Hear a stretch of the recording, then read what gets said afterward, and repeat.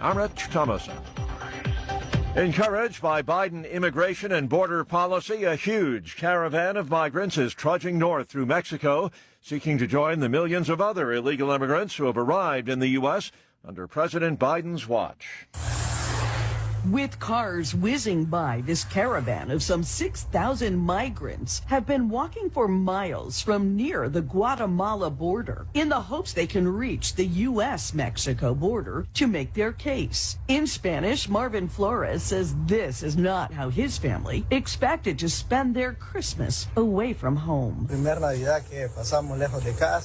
Saying they're trying to make a better life for their children. Many have limited food and sleep on cardboard boxes on the ground. U.S. Secretary of State Antony Blinken is due in Mexico City Wednesday to hammer out new agreements to control the surge of migrants seeking entry into the United States. I'm Jackie Quinn. And congressional talks on immigration and the border crisis set to resume at midweek. Republicans insist on tightening border security before they'll approve any additional funds for Ukraine and Israel. And they are demanding money for border security, not for speeding up the processing of illegal aliens into the country. The U.S. has attacked Hezbollah targets following a drone attack by the Iranian-backed rebels that wounded several American service members in northern Iraq, one of the Americans critically injured. Two lawsuits argue that Nebraska's two largest cities are violating a new state gun law by prohibiting concealed carry in public places like parks. Following the Christmas break, back to work today on Wall Street. While many markets abroad are closed for Boxing Day, it will be business as usual for Wall Street. More on these stories at townhall.com. In Dinesh D'Souza's new blockbuster movie, Police State exposes the government's plot to control MAGA conservatives. These are anti-government. We have freedom of religion and freedom of speech. Violent extremists, and they must be dealt with. MAGA Republicans threaten the very foundation of our republic. Mass surveillance, censorship, and armed attacks. There's nowhere to hide. FBI, we have an arrest warrant. 15 marked units on my property. Military-styled soldiers pointing an automatic rifle at my head. Are we becoming a police state? It may be the Russia other people grew up in, but not my America. Directed by Dinesh D'Souza, Debbie D'Souza, and Bruce Shuley, Police State sounds the alarm. What we need is a person, and then we go find out what crime you did. How did we give the state this kind of power? Police State, they have their lists. Are you next? If they're coming for me, they're coming for you. Police State. Buy it or stream it now at salemnow.com. salemnow.com. From the Michaels Flooring Outlet Weather Center. First Alert 4 Chief Meteorologist Steve Templeton. A wet start to the day, but the rain will taper off and temperatures will be mild. A high of 59 and cloudy in the afternoon as the rain ends. And then 34 for the overnight low. A chilly start, but dry, cloudy skies Tuesday morning. In the afternoon, partly sunny skies with a high of 46. That's the latest from the First Alert 4 Weather Center. I'm Chief Meteorologist Steve Templeton. This hour of News Talk STL is brought to you by Stifel, serving investors for over 130 years. Contact your Stifel financial advisor at stifel.com. That's STIFEL.com. Tony Colombo here for Cadre Asset Management. A cadre is defined as a small group of people specially trained for a particular purpose or profession, and that is the role that Cadre Asset Management can play in your financial journey. Learn more about how they can help secure your financial future by following Cadre Asset Management on Facebook, or just go to cadreassetmgmt.com. Cadre Asset Management is a Missouri-based independent advisory firm licensed under and securities and investment advisory services offered through Founders Financial Securities, LLC, a registered investment advisor, member FINRA SIPC. With Old Man Winter blowing into the heartland, let me tell you, Hanson's Tree Service is here to help. Tim Jones here for Hanson's Tree Service. Look them up 24/7 at hansonstree.com. Do you have any tree problems at your home or your business? Overhanging branches? Have Hanson's and the gang take them down professionally so Old Man Winter doesn't. What about organic mulch? Hanson's Tree has got that in bulk. It'll save you in price and time, incredibly convenient. Protect all those assets you've got in the ground and have Hanson's take care of everything above the ground for you as well. Get them out to your homestead or your business right now. hansonstree.com. That's hansonstree.com. Welcome home to St. Louis's new choice for conservative talk. It's all talk. We can have a conversation, okay? Enough with the lies. We need the facts. 101.9 and 94.1. Our country's got a lot of problems. News Talk STL.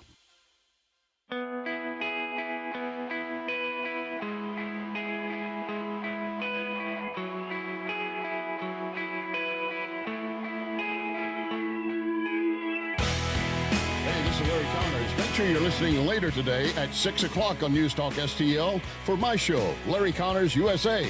Now, back to Mike Ferguson in the morning. All right, everybody, here we go. It is December 26th. I got Gabe Pfeiffer in studio. Cheyenne. Yeah, I'm hearing you. We'll talk a little bit about Christmas today. Trying to get my headphones figured out here before we get rolling. I'm hearing you. I'm hearing you good. Check your cord, too. We got it. There you go. Okay. Yeah, that cord over there is a little sticky. Little rookie mistake. I'm learning as we go. How was Christmas? Oh, man. Christmas was awesome. Gabe Pfeiffer. Incredible. You had a great Christmas? I had a great Christmas, yeah. I mean, I ate a lot of food. Yeah, by the end of Christmas, actually, by the time I was opening presents, I was like, okay, can we just take a nap before we do that? Wow. Did you get anything good? Like, presents or food? Because Presents. yeah. What did I get? I got a pillow that like massages your neck. My pillow? No. Yes, this is an ad, actually. Roll right into it. Got the script right in front of me. Go for it. You paid live, right? Let's go. But yeah, I got a vibrating pillow, so that's really nice because I can just fall asleep to my neck being massaged. Oh, really? That's nice. A side pillow, too. I mean, apparently people know I love sleeping. Just got a bunch of pillows practically, but that's okay with me. Is it plugged in? No, I don't. Actually, I'm really scared. I don't know. I don't know when it's gonna die, or if it's battery powered, or if it's just powered by some powerful god. I don't know about the magics, the magics of the universe. The magics of the universe. I imagine it's probably just a USB. You know, they always have a little plug someplace. That's true. I didn't see a cord with it, so I'm just a little worried. But it's okay. Please don't die, pillow. Yeah, please. Gabe, did you get anything good? I got my daughter got me a little. Now here's a little heads up. I am a massive nerd, especially in terms of comic book type stuff. So I've got my daughter got me a Mjolnir. It's the Thor's hammer, and it's a tool set. So it expands out, and you open it up, and like the handle is an actual hammer inside the big hammer, and then the rest is a little toolbox with screwdrivers and pliers and things like that. So it was great. I felt really manly. I was fixing things around the house. Lightning. For no reason. Nothing's even broken. Yeah, nothing broke. Actually, I broke it so that I could fix it. It's like, yeah. I've got nothing exciting to report. No. At all. No, nothing? Kind of a bittersweet Christmas for me. I've got, I got half my family is in Florida. That's where my wife and family is at. My daughter, who is, since the divorce, it's been very difficult with my daughter because she's, we got the thing going on between the mom and the dad, and it's been a whole tricky situation. And then our family, my entire family, it's primarily my dad's side of the family that I grew up close with. They're all split up over COVID. Oh, really? Oh, yeah. The Still? mask and the vaccines, and it caused a bunch of trouble. This year? Yes. Still? Well, it happened 2 years ago, but it caused a lot of bad feelings between everybody. Oh, I see. This is residual stuff. Exactly. I got this I bittersweet thing going on. By the way, I guess I was remiss because I couldn't get my headphones going on. My name is Rob Carter, filling in for Mike Ferguson in the morning. I guess I should announce that. Be like, who is this guy? And what is he doing here on the day after Christmas? But it was a bittersweet Christmas. A lot of things to be grateful for. I got to give you a quick story, though, because I want to tell the story. I have family listening, and they'll know who I'm talking about. So it was about 12, 13 years ago. I was doing the math the other day. It's my cousin's husband. I don't even know what relative that would be because I don't have any brothers or sisters. I'm an only child. You're going to figure that out very quickly. But he was having problems with his child, who I grew up around, and I love this family. So when I was a kid around 10, 11, 12 years old, actually it was at 9, 10 years old, I moved from St. Louis to Kansas City because my parents were getting divorced. So I grew up with my cousin, and she became like a sister to me. And she was a knockout. I mean, just beautiful. All the kids in the neighborhood. This is back when people used to roam the neighborhoods. You know what I'm talking about. You don't, Shan. You don't know what I'm talking about. But back in the day, we used to roam the neighborhoods free as a bird. Those of us with gray hair understand. Yes, the good days. And she was the knockout of the area that we lived in. All the boys chasing her around, and she ends up marrying this pimply-faced kid who turned out to be like a brother to me. I absolutely love him. And we were talking about it before the show started. They have a son. who's just awesome. Baseball player, football player, played the guitar. Just one of these kids that everybody gravitated towards. Mm-hmm. Gets addicted to opioids at about 18 years old. Jeez. That turns into heroin, and they go through this just torturous time in their lives, and it was just so sad to watch. He had a business going, and he was making a chunk of money as a construction contractor, and both of them just trying to keep their son off of drugs and trying to cope with it as they had two little ones in the house. Everything just started to fall apart around him. Lost his business. He had people embezzling from him, and it was just turned into a whole mess. So he calls me up. This is, like I said, 12 or 13 years ago. And he said, listen, I can't pay my taxes. I think it was 10 grand. He goes, I got to have $10,000. He goes, or I'm in a bad situation here. Oh, wow. I said, I got you covered. Oh, my Relax. gosh. So I sent him the $10,000, and I'm in a state of mind. I have kids. And if my sons or my daughter were on heroin and I had to watch them slowly fall into this darkness, I don't know how I would handle it. I don't know that, thank God that I haven't had to deal with that, because I don't know how I would roll with it. So I said, the $10,000, I'll give you the $10,000. Didn't think anything of it. And he started paying me back it was like $100 a week. And this goes on for a while. And I'm not really paying attention to it because at that time I'm traveling and my ex-wife is controlling the money and he's sending it to me. It stops and I don't really think much more about it. So the week before Christmas, I think it was like the 18th, I'm at the gym and I get a message from him. Hey, where you at? I just tried to call and the phone, you didn't answer. And I said, I'm at the gym. He said, I have good news for you. Call me when you get out of the gym. So I get out and I call him and he says, could you use $5,000? And I said, I can always use $5,000. There's you don't even have to ask again. If there's any chance that I need $5,000, the answer is always yes. Mm-hmm. And he said, he goes, hey, I've got some money. And he goes, and I owe you $5,000. He goes, I'm going to have my wife send you a check today. And he did. And I thought, how many people are like that anymore? This is why I love this particular part of my family.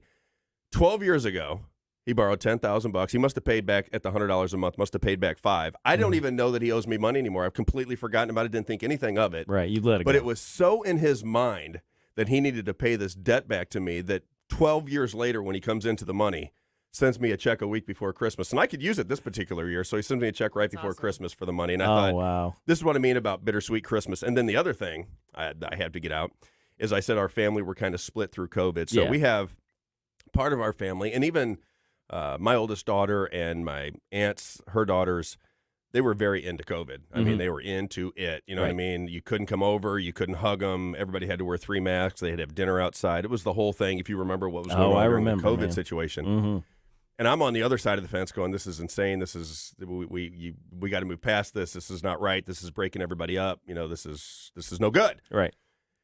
So as it started to split, we had splits in that entire side of the family. So everybody's now my whole family is a wreck. Nobody's talking. This is a close family for my whole life. And in the last 2 or 3 years, my entire family is split. Nobody's talking to each other. So I went to see my aunt, who I've not seen in 5 or 6 years. This was an aunt that was the one who babysat me all the time. You have one of those aunts that just is around and just loves you and you're the greatest. And she's one of those kind of aunts. And I haven't seen her in 5 or 6 years because of this split. So I got to see her for the first time in a long time and got to see the family. So for me, not seeing my daughter, who's 19 years old, away at KU, is a bummer. I got to fix that situation somehow, some way. Shane, you're going to have to coach me through this because it's driving me crazy. But on the other side, I get this check out of the blue from family and got to reconcile with an aunt that I haven't seen in years. So it was kind of bittersweet for me. Oh, yeah. That's my Christmas story in a nutshell.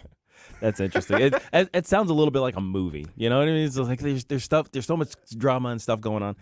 Too much drama. Too much drama. And I was worried that when you said there's this COVID stuff, I was worried that there's still this thing, because there are some families that still will not have a gathering. There's and I guess that's this in your case. It sounds more like there's hurt feelings from the previous instances of this. Yeah. So, you know what I mean? All of that is still going on. And it always makes me wonder, it makes me go back to those times. It's like, man, we were in a really weird space as a country, in that period, because there was obviously a lot of uncertainty in the very beginning, but then I kind of sniffed it out. It was pretty early on. It may have been like March or April when I realized what was going on. It's like, this is going to tear us apart, and in many instances, at least in microcosm, it has. And I dare say that as a nation, we probably have we're still split along these lines. It's less so now. I think there are a lot of people who kind of woke up in the middle of it and they realize, oh my gosh, I've been scammed. But there's still a good portion of people who are, even today, like I saw on social media, it's like, I don't understand why people won't mask. You know, it is, you know what I mean? So yes. We're still in a really weird space as a country. I agree. And how was it for young people? Because were you at school when this was going on? Were you at SIUE? Yeah, when it started, I was at SIUE. There are a lot of people that are still taking it pretty seriously. But when it started, I got my degree in media production. So it was in the middle of the semester that was like the most heavy on like hands-on equipment, cameras. That stuff's really valuable if you really want to know what you're doing. You can't just read it out of a book. You got to actually do it. And in the middle of the semester, they were like, okay, everything's going online. And I was like, this is literally the most important semester of my entire career when it comes to if I want to have a career working with equipment, working with high-quality studios, whatever else. And everything went online. And so we just had to, like, do it from home and record and edit from home. And, you know, lucky enough, if you have the proper equipment at home, I had some of the proper equipment, so I could do that, but not everybody did. And so it was definitely really hard on students. And, like, I think that's something that at least the university that I was at did not do well with, like, on fixing, like, in the future semesters, like, on the things that students fell behind on. Of course, students still got their degree. I still got my degree. And they still got their money. Yeah, and they still got their money. Key. Yeah, but I still feel like I understand, like, the initial reaction, like, when everything was, like, really crazy, like, okay, we need to go online for right now because we don't know what's going on. I get that. But regardless, you didn't make up. I think there's a lot of people who were left behind because of COVID and the way that things, like businesses that were closed down because they couldn't afford to, you know, go under the COVID restrictions. Did young people, because this was my argument from day one, did young people, and I mean young in college age, trying to figure out how the government works and how the world works, did it dawn on anybody when Walmart and Target and Lowe's were open, but you couldn't go to your barber? Did it dawn on anybody that it might be bigger than just COVID, that it might have a political bent to it? Did anybody go, that's really odd that I can't be near anyone at my barber shop, but I can stand in line with 50 people at Walmart and buy my Chinese-made goods? Did it dawn on anybody that something was going on there?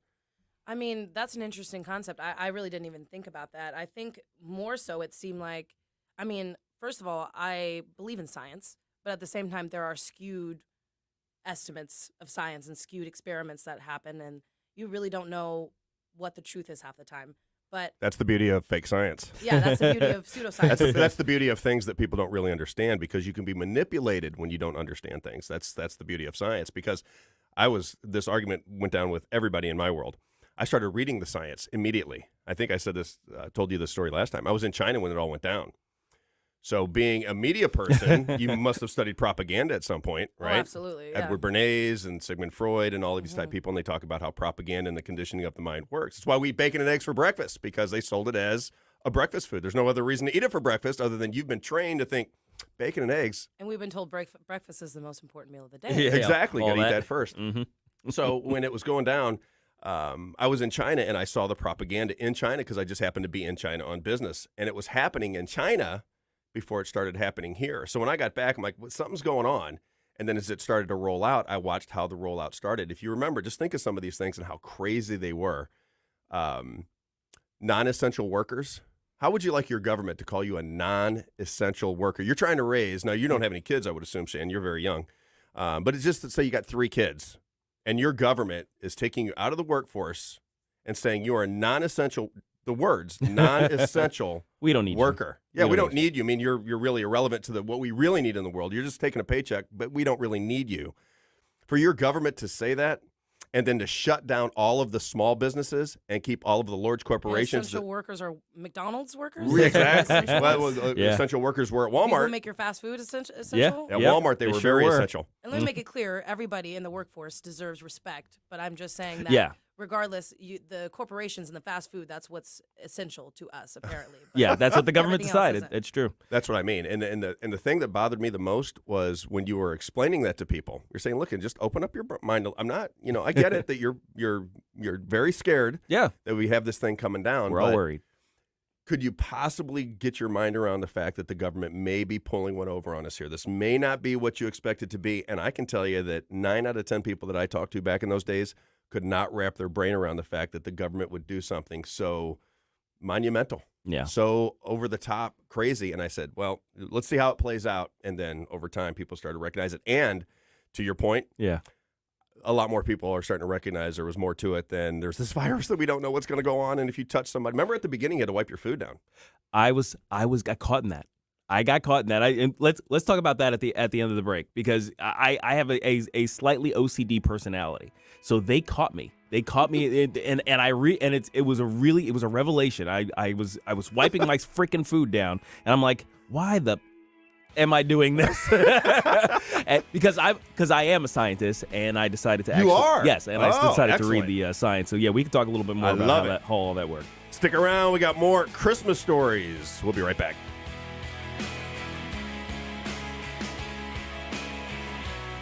News Talk STL is proud to have Doug Voss as part of our lineup every week. Doug has been a staple on St. Louis radio for many years as one of the leading financial experts in the area. You can hear Doug and Safe Money Radio 3 times every weekend on News Talk STL. And in case you miss anything, you can check it all out at DougVossSafeMoneyRadio.com. What else do our listeners need to know, Doug? Simply put, I focus on helping pre-retirees and retirees build, preserve, and protect retirement assets, and I've been helping my clients solve their insurance and financial needs for the past 33 years. I also strive to educate my clients on how to prepare for retirement, minimize the impact of market volatility on their assets, and deal with the challenges of increased longevity. Call me today at 844-676-SAFE. That's 844-676-7233. Doug Voss is a registered representative. Securities offered through DHL Securities, LLLP, member FINRA and SIPC. Tim Jones here with Dr. Kim Patton from Comprehensive Integrative Healthcare. Kim, you focus on the treating of neuropathy. What are the signs of neuropathy? The most common symptoms are numbness, burning, cramping, usually in the hands and feet. Tell me about the success you're having with your Restore Neuropathy treatment program. Tim, our program includes 8 distinct steps, offering a unique experience from other treatments. No surgery, no addictive medications, and we are seeing a success rate of 95%. Kim, that is incredible. How can people learn more? Visit us online at CIH.health. That's CIH.health. So many ways to listen to News Talk STL. Come join the conversation. Enable our Alexa skill. Hey, Alexa, play News Talk STL. Welcome to News Talk STL, conservative talk radio for St. Louis. Always streaming at newstalkstl.com or on your radio at 1019, 94.1, and 99.1 HD3. News Talk STL. News, analysis, and opinion. Welcome home.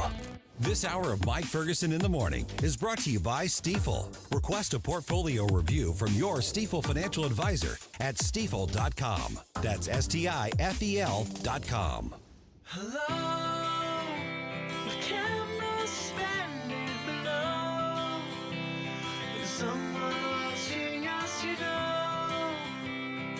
My friend said Bill O'Reilly here. Check out the O'Reilly Update this afternoon at 3:45. Right now, it's back to Mike Ferguson in the morning on News Talk STL. Bill O'Reilly. I read a couple of his books. Yeah. Bill O'Reilly from Harvard. If you know anything about my show, I do show Sunday night from 6 to 8. I talk about all these people associated with Harvard and how they kind of have their own little language here. Bill O'Reilly has a book called Killing Kennedy, where he makes the argument that Lee Harvey Oswald acted alone. And I thought to myself, man, how could you, with a straight face, make that argument with all the information that's out there? Now, Robert F. Kennedy Jr. is coming out saying, the CIA was involved, and he has all these people that he's starting to name. And the government continues to hold the information. It's supposed to be legally released. Trump didn't release it, and now Biden hasn't released it. And Robert F. Kennedy Jr. says if he makes it to the presidency, he will release the information because it appears that our own government was involved in the assassination of a president, and it's being withheld from people. But I don't want to get into that. That's for another day. Yeah, we got time. We got time. I learned in the break that you went to MIT. Yeah. which is crazy because it's just unbelievable. I'm near what kind of scientist? A rocket scientist? Yes. You're kidding me. Aeronautical and astronautical engineering is officially the degree title from MIT. Yeah. I am not worthy at all. I feel like you should turn my microphone off. I should turn it all over to you. Oh no, absolutely not. This is my side gig, so I still regard myself as a newbie in this whole world. So don't worry about that. But I am relatively experienced at reading science journals and science reports, essentially, all you the understand various what you're papers. Reading. Yeah. I mean, I don't get as lost in the jargon as some, novices might in some of these instances, and I can't. You can't kind of do the doop-de-doo the way they sometimes do in the reporting on science articles and studies, because I see this all the time.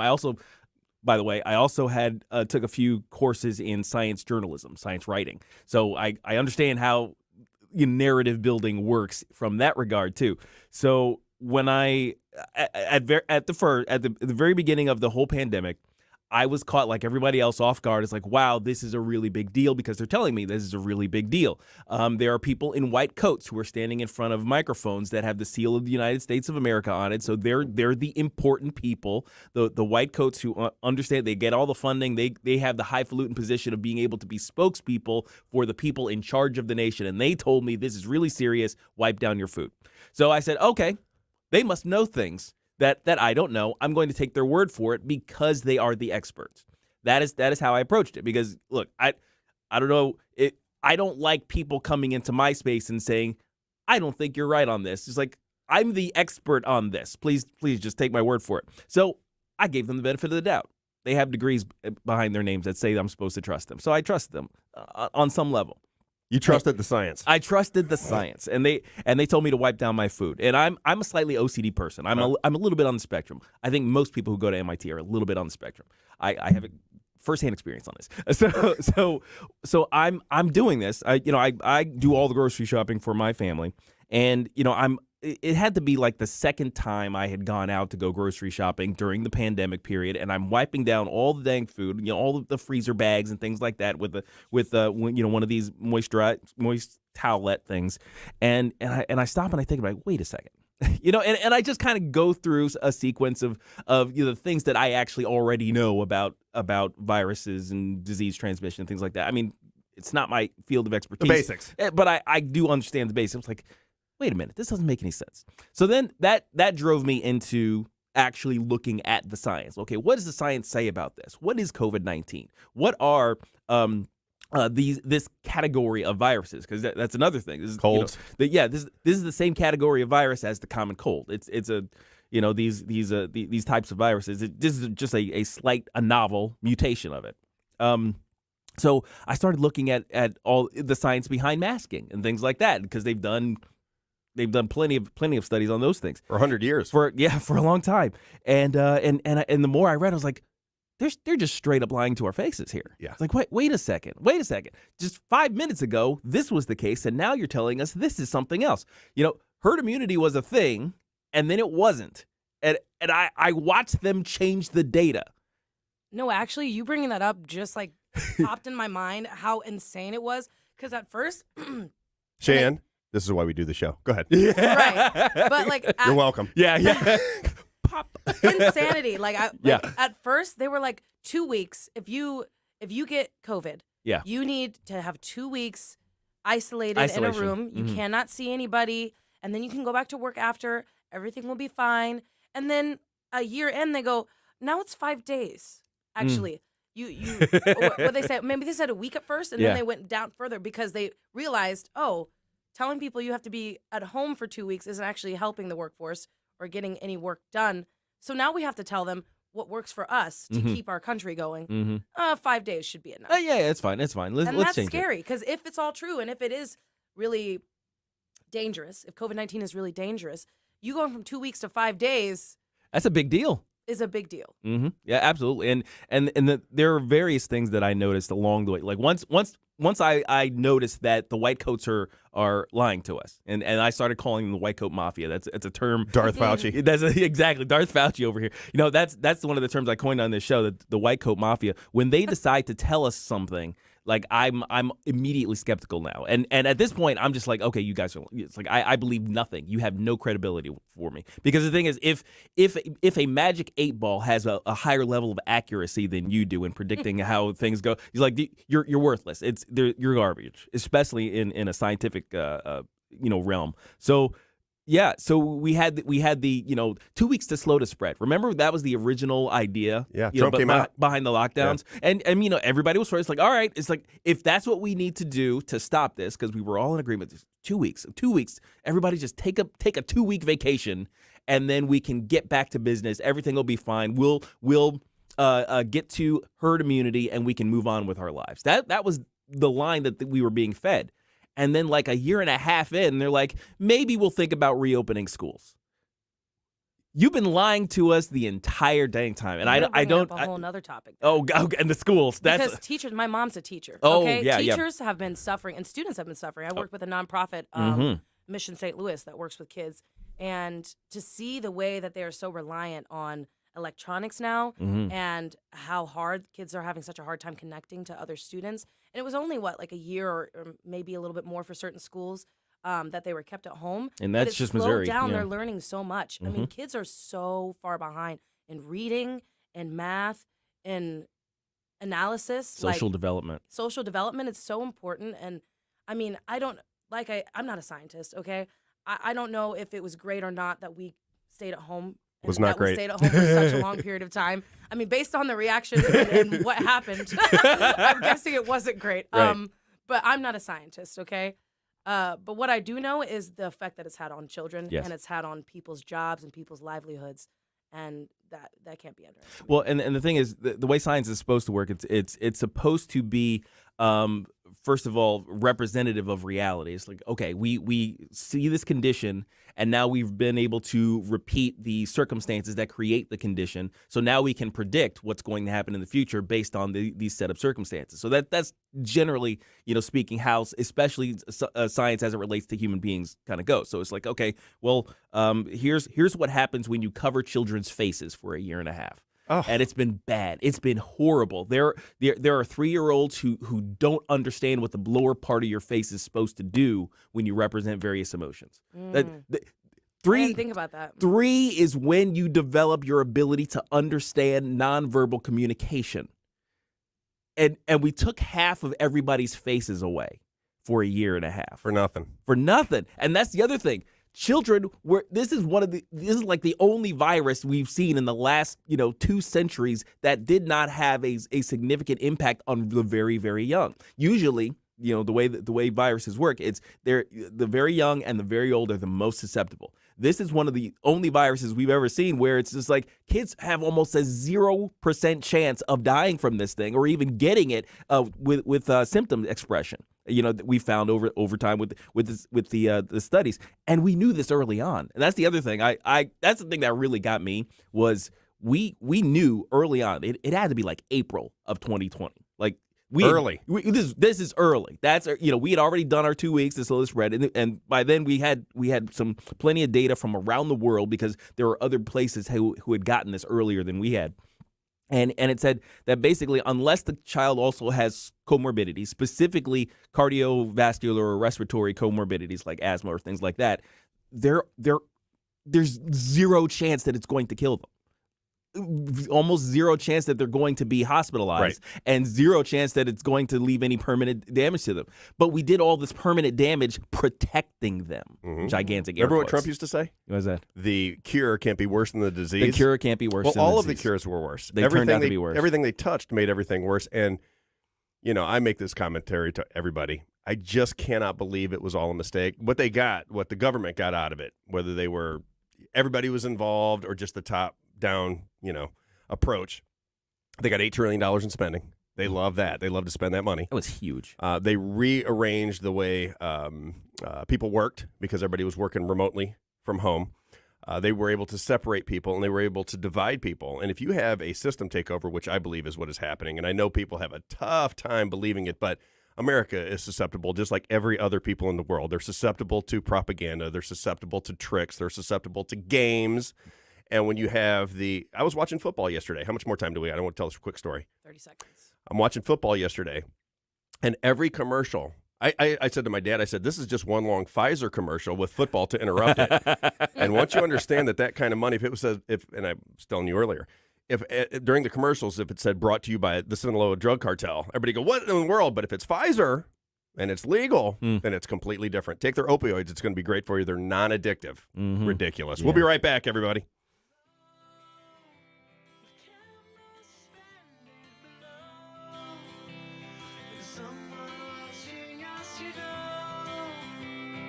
My friends said this should be good for me. I don't know. Get up. It's Mike Ferguson in the morning. Get up, St. Louis. It's Mike Ferguson in the morning. On the next Larry Connors, USA. Colorado fired the first shot. Now more Democrat states considering banning Trump on the ballot, and Republicans considering banning Biden. Larry Connors, USA. Now, weeknights 6 until 8 on News Talk STL. From the Michaels Flooring Outlet Weather Center. First alert for Chief Meteorologist Steve Templeton. A wet start to the day, but the rain will taper off and temperatures will be mild. A high of 59 and cloudy in the afternoon as the rain ends. And then 34 for the overnight low. A chilly start, but dry, cloudy skies Tuesday morning.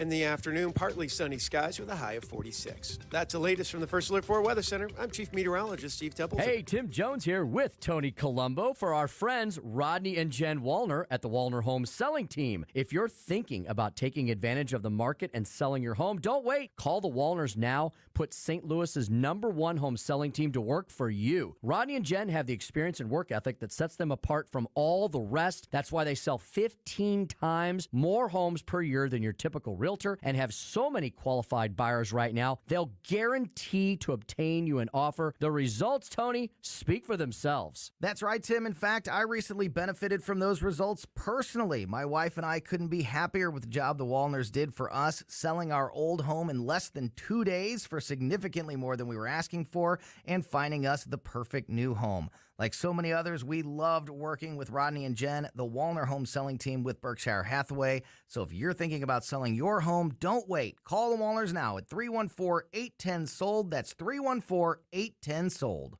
Hey, Colombo here with a great holiday offer from the cleaning pros at Zero Res. Just mention the Colombo special when you book a cleaning in the month of December, and you'll get 3 rooms of carpet cleaned starting at just $129. Plus, you can take $50 off your air duct cleaning. We trust Zero Res because they are simply the best when it comes to cleaning any surface in your home. And just remember to mention the Colombo special when you call 314-474-2020 or book online anytime at ZeroResSTL.com. Southern Armory, your hometown gun store. Come and be more than just a customer. Southern Armory, we carry the best guns, holsters, knives, magazines, ammunition, and even food storage. Special orders are welcome. Southern Armory, 1 mile east of 270 and 44, 9901 Watson Road, and SouthernArmory.com. That's SouthernArmory.com. Whether you're purchasing your first firearm or adding to your collection at Southern Armory, you're more than a customer, you're part of the family. Follow Southern Armory on Facebook or at SouthernArmory.com. So many ways to listen to News Talk STL. Enable our Alexa skill. Hello. Hey, Alexa. Yes, I'm listening. Play News Talk STL. Welcome to News Talk STL, conservative talk radio for St. Louis.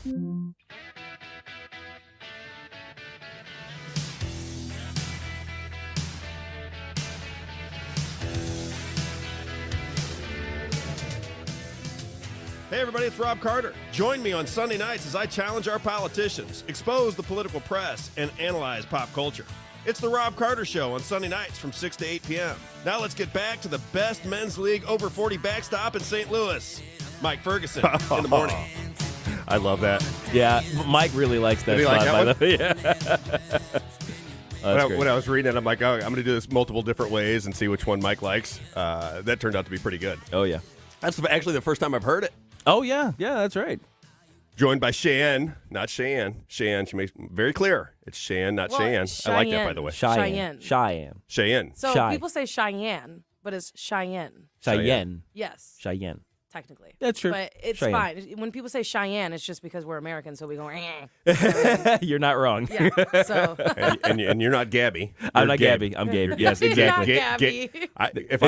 If I was from MIT, I would say I'm Gabe from MIT. To everybody. I would shake It just started that way. I'm Gabe from MIT. I would start every conversation like that. Just put people in their place right away. You know what I'm saying? Immediately. All right, let's get back into some of this conversation. I drag everybody into COVID. I can't help it. It was one of those things that I started my whole show on it. I mean, that's what I was after, was to convince people not to mask their kids up, not to fall into this trap. And I started the whole show on it. And the reason I think it took off, I don't know if you've heard this story before. When I started to do it, my son, everybody thought I was crazy. My wife works in a hospital, Fish Memorial down in Florida. And she was working with all of these COVID patients as it's beginning to happen. Oh, yeah. And she's explaining to me how they are treating it. It was with hydroxychloroquine, zinc, and antibiotics, and prednisone, and these types of things. And I read all the studies about those, by the way, right. too. And it was having a dulling effect on the disease. People weren't dying as much. The people that were dying, as she started to tell me, had 3.5, 4 comorbidities, because every time somebody would get sick and they were on ventilators and not going so well, I'd say, well, what kind? Is this a 70-year-old person? I go, kind of explain it to me, because I'm talking about this and I want to know what I'm talking about. She goes, honey, everybody that's dying from this is 150, 200 pounds overweight. I go, really? I go, so this is really attacking obesity. And she goes, that's a big part of it. She goes, so this is, and it goes down this way for all the way up until May. And then in May, the Trump administration took back hydroxychloroquine. You couldn't use ivermectin. Some of the things doctors on their own were using to treat COVID, they took all that away and said, don't worry, we have magic potions coming out. It's called mRNA technology that nobody wanted for 10 years. They said, no, we can't use it because it's gene therapy. It's not a traditional vaccine, but we're going to bring these to market. You guys are going to pay trillions of dollars. You're going to sit in your home, and when we give it to you after you've been out of work and you've lost your job and your livelihood, when we bring it back, everything's going to be just fine. And I went, that doesn't sound fine to me. That doesn't. I know when people get their check for $10,000 or $20,000, especially if you owned a business, the PPP loans or whatever the PPP it was. loans, they were huge. And everybody loved it. They're like, well, we're on vacation. This is fantastic. We know this isn't that dangerous. Some people are freaking out. The free government money's rolling. Free government money. And then you look up and your eggs cost $35. And you're like, well, how did inflation happen? It must be all Joe Biden's fault. And listen, I'm no fan of Joe Biden. All right, that one though. He's half dead, and everybody understands it. And he's been a criminal for a long time. For you people that love Joe Biden, this is not a Democrat or Republican thing. Joe Biden lied about everything from the very beginning of his entire run in politics. Oh, yeah, he's a big liar. But that doesn't make the other side that much better. I mean, I'm looking at for the Republicans not to admit. And I love all you Republicans out there that work on the show and the whole thing. I'm not talking about you. Maybe I am. I don't know if I'm talking about these people or not, to be honest with you. But to say that Donald Trump didn't add to the to inflation, it just defies reality. $8 trillion he added to the debt and deficits, and everybody just acts like it didn't happen. And because all of the recognition of what happened comes when Biden takes office. So then it all starts to happen. The inflation starts to hit, and they're like, Joe Biden look at my gas, look at my groceries. I'm like, but Donald Trump spent more money than any president in the history of the world in 4 years. And nobody even seems to make mention of it, which is why I say, Gabe. Oh, yeah. And I don't want to get off into it, because I was told that I should probably, my family, everybody's like, Rob, calm it down. Yeah. It's 6 o'clock in the morning. Don't get on your rants. We're just coming off of holidays, man. Enjoy the day after Christmas, and I will. Yeah. I got a lot of things to be thankful for. Eggnog and be happy. But I do. And I'm going to stay on this, because I'm talking to the station about doing an evening show from 8 to 10. I've been talking about this with my friends and family, deciding whether I want to do this or not. The main ingredient for me, the only reason I have to stay motivated to do it, is I want the people that were involved in that to be exposed. I want those people to be exposed. I want the pharmaceutical industry to be exposed. I want the politicians that went along with it to be exposed. I want guys like Sam Page, who was putting masks on my kids and closing my schools down.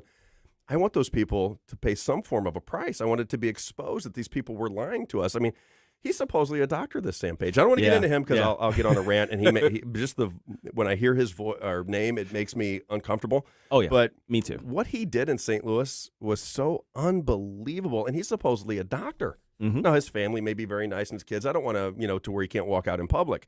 But it would be nice if he stood before some cameras and said, here's where I got all of the information. Here's where I made the decisions to mask up your kids, close down your schools, and close down your small businesses. This is where it all came from. But he won't, because he can't. There was never any information out there that said these things work, other than somebody saying it.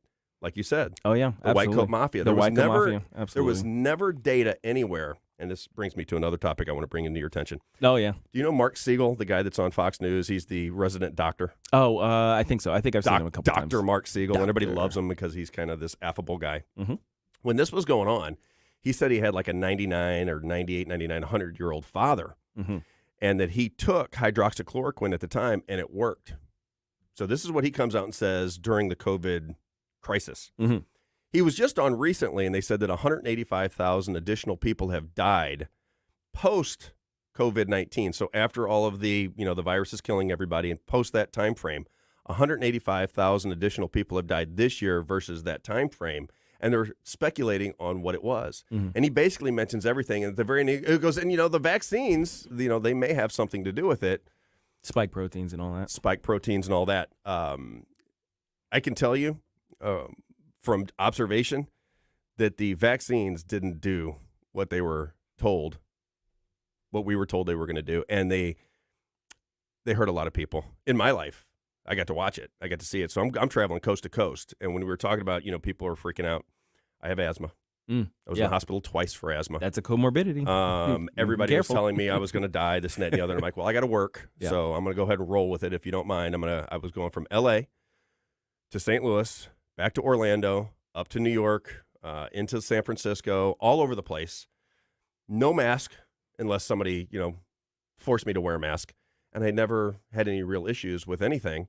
And I kept telling people, if I'm not getting sick, I'm shaking everybody's hand. If they'll allow me, I'm hugging them. I used to say, if any doctor wants to come on my podcast and argue this with me, I want to know where you're coming from. And not one. I had thousands and thousands and thousands of listeners right away because people understood what I was talking about and they wanted somebody to confirm what they were seeing. And I was basically preaching to the choir. Yeah. But I'd say if your doctor is telling you to get these vaccines when they come out, and they're telling you to wear a mask out in public, and they're telling you to wear a mask when you're riding your bike, and wear a mask when you're working out at the gym, get their name for me, have them call me, or I'll call them. Just say, listen, I want to have a debate with you. If you're a doctor, you're probably looking out for the best interest of your patients, and you want to make sure that they're wearing 2 masks with a visor and a rubber outfit to keep to keep the vaccine or keep the virus out. from them. Mm-hmm. So let's have a discussion on this. I want to find out who knows more because I, like you, not a scientist, but I started reading what was going on in these journals, and it became very evident to me that none of this stuff had any effect on anything. It wasn't working at all, yet they continued to do it. And I was talking about the football. I was watching football yesterday. Everything in the NFL, every picture they take of the crowd, every commercial, every little spot they do for the NFL, they show people in masks to this day. Oh, yeah. And then I think about the NFL. I'll give you another did you know about the NFL. Roger Goodell is the commissioner of the National Football League. So if you're riding in your car, you're going to want to remember this. This is why you see so much Pfizer and why you see the kneeling for the national anthem, all this stuff. Roger Goodell, his father worked for the Rockefeller family, which is the big government. This is the Rockefeller family. This is how petroleum-based medicines began. Big old money. Yeah, it's big money, and this is where the money stream comes from. So they play along with it regardless, and that's why you got the Taylor Swift and the Travis Kelce story. Have you been paying attention to this, Shan? It's been forced down my throat, so I guess I have to. I guess I have the to. Swifties are out in force, man. And I got to give you this because I love it. As soon as it happened, I said, Kansas City will fall apart. There is such a thing as karma in the world. And when you sell your soul to Pfizer and all of the corporations that Kelce sold his soul to, right, and Taylor Swift, when they sold their soul to the big corporations, and not every big corporation is bad, I'm not saying that, but a lot of them are. When they sold their soul, I said, this will be bad karma. And sure enough, Kansas City is falling apart at the seams. The Kansas City Chiefs lost again. They don't look very good. And Travis Kelce is now throwing his helmet on the sidelines and freaking out. Everybody's calling him a baby. It's karma. It is. It's karma. He's out there going, you can get 2 shots for 1. You get your 2 shots. He's got 2 Band-Aids on his arm. All right. I'm done with that. We'll move on to something else. Yeah, please. We'll be right back after this message.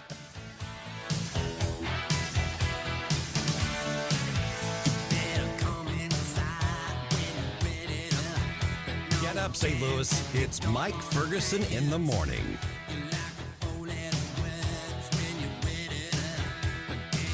News, analysis, I'm glad you're talking about this. opinion. I'm glad you're fired up about it, too, because I know I am. News Talk STL. Getting a new floor for your home can be intimidating and a little scary, but that's not the case when you go to Michael's Flooring Outlet. Katie here, and my mom and dad used Michael's, and they had a great experience. They've been a locally owned and operated family business for more than 30 years. You want variety? Michael's has carpet, hardwood, laminate, ceramic tile, luxury vinyl, natural stone, and many other options. Shop in-store at one of their 3 locations in Creve Coeur, Dardine Prairie, or St. Peters. Check out everything that Michael's has to offer at igotfloored.com. I'm Missouri Lieutenant Governor Mike Kehoe. This holiday season, remember to visit buymissouri.net to find Missouri-made products, manufacturers, and retailers near you. Purchasing goods and services closer to home supports our friends and neighbors by creating jobs and keeping our hard-earned dollars in the local economy. I encourage you to shop local every day, but especially during this holiday season. Visit buymissouri.net and follow @BuyMissouri on social media for more information. Brought to you by the Missouri Lieutenant Governor's Office. You want to give someone something which they will really enjoy? Give them a Cafe Napoli gift card. You pick the amount, and they pick which of the Cafe Napolis they want to visit. Cafe Napoli in Clayton, Cafe Napoli in Town and Country, Napoli 3 on the streets of St. Charles, or right next door, Napoli C. The Napoli gift card. It's the perfect gift for anyone, or your entire office. Cafe Napoli. Cafe Napoli. Columbo and Katie. When it comes down to getting in the ballot box, Democratic voters vote for the Democrat. Yeah. Republican voters are typically more in tune with the policies of the candidates, not the party in general, of the candidates. And if they don't like a candidate, they won't vote for him. But you need to understand that the team that you're going against, they're going to vote for the letter no matter what. Tony Colombo, Katie Fitzpatrick. Weekdays at 2 on News Talk STL. This hour of Mike Ferguson in the Morning is brought to you by Stifel. Request a portfolio review from your Stifel financial advisor at stifel.com. That's STIFEL.com.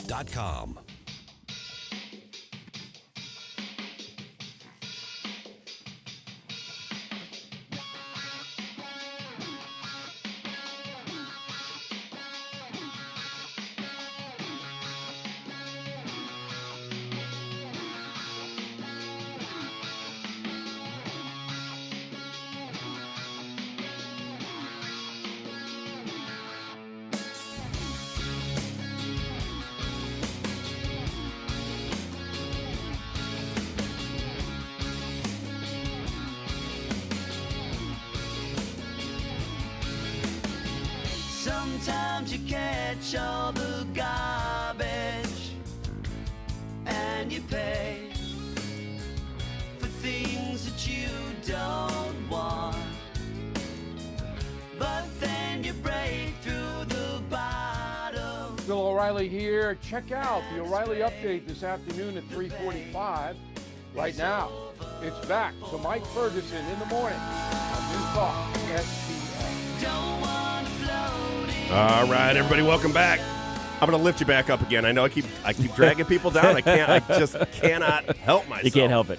This is the way it is when you're at Thanksgiving and dinner and Christmas with me too. I dig right in. There you go. I love the arguments. I can't help it. Oh my goodness. Oh yeah, I'm that guy. I'm that guy. You're that guy. I'm the uncle. Everybody goes, oh God, he's comes. coming. Here he comes again. Stop talking. Get him off topic immediately. Immediately. Joined by Cheyenne and Gabe Pfeiffer. I'm going to bring it back down. I got to tell you another story that I've been meaning to get this out. So I've been coming back to St. Louis from Florida. Like I said, my wife and my family in Florida, and then into St. Louis to do this. And you said you were a rocket scientist getting into media. Yeah. I started in media, then went to the shoe business and came back, and I'll get into that after a while. But it has been very difficult to change careers at age 50. I was 54 years old, and I said, you know what? I'm tired of traveling. I'm sometimes gone between 200 and 300 days out of the year. Oh, wow. Oh, yeah. Yeah. And I always, every time I went to work, I would run these relative, well, some of them were bigger, but some smaller companies. And part of the deal that I would make with these owners, because I would take over as like a president, and there'd be a single owner, let's say. Mm-hmm. And I would always make a deal with them. I don't want to have to move out of St. Louis. So if your offices are in Boston or if they're in Los Angeles or wherever they're at, I want to be able to work remotely because I want to be close to my family. And that always sounded good when I was doing it. But what happened is I would have to constantly travel. I'd have to go, I had an apartment on Brandeis University, that wow, if you're yeah, from MIT area. And because I was going to Boston for years. And then when I was in LA, I would go there for 3, 4, 5 days and then work my way back. So I was and then I'd see customers. I'd have to go to China. I'd have to go to other places where they were building shoes. So I was gone all the time. So I made this decision. I said, you know what? I'm going to get back into media, which is what I went to school for. I wanted to be a sports broadcaster. I was a big fan of Jack Buck, Dan Kelly, if you remember him from the Blues. So these were my heroes growing up, and I used to go into the microphone, watch the game on TV, talk into the microphone, listen back. And I'm talking about when I'm 12 or 13 years old.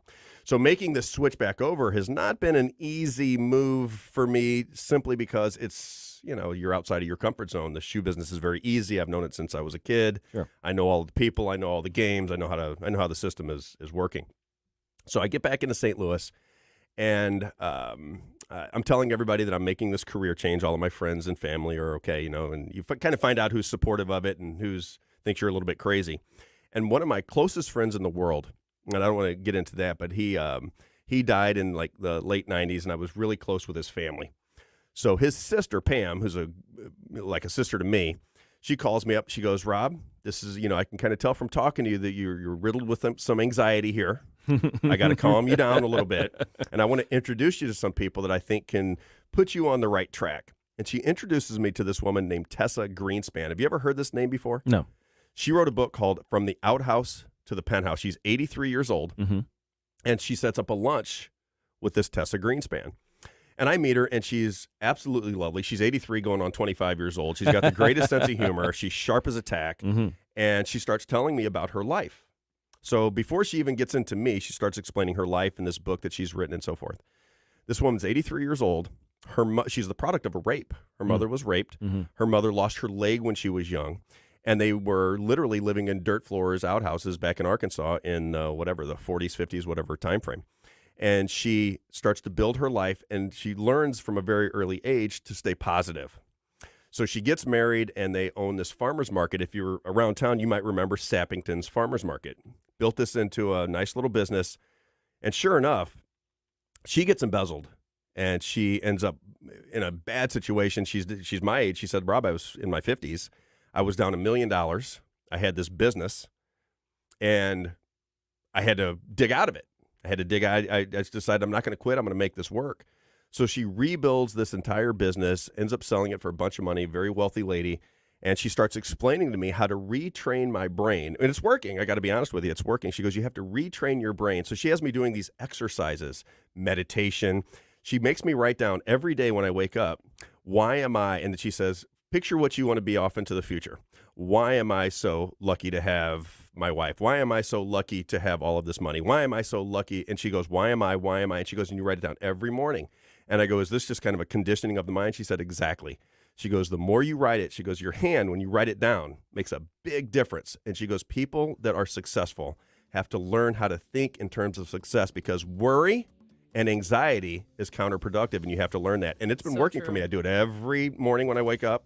And I got to tell you, outside of my COVID hang up, I'm doing pretty well. There you go. Gratitude's the thing, man. We have the Freedom Principle of Missouri coming up.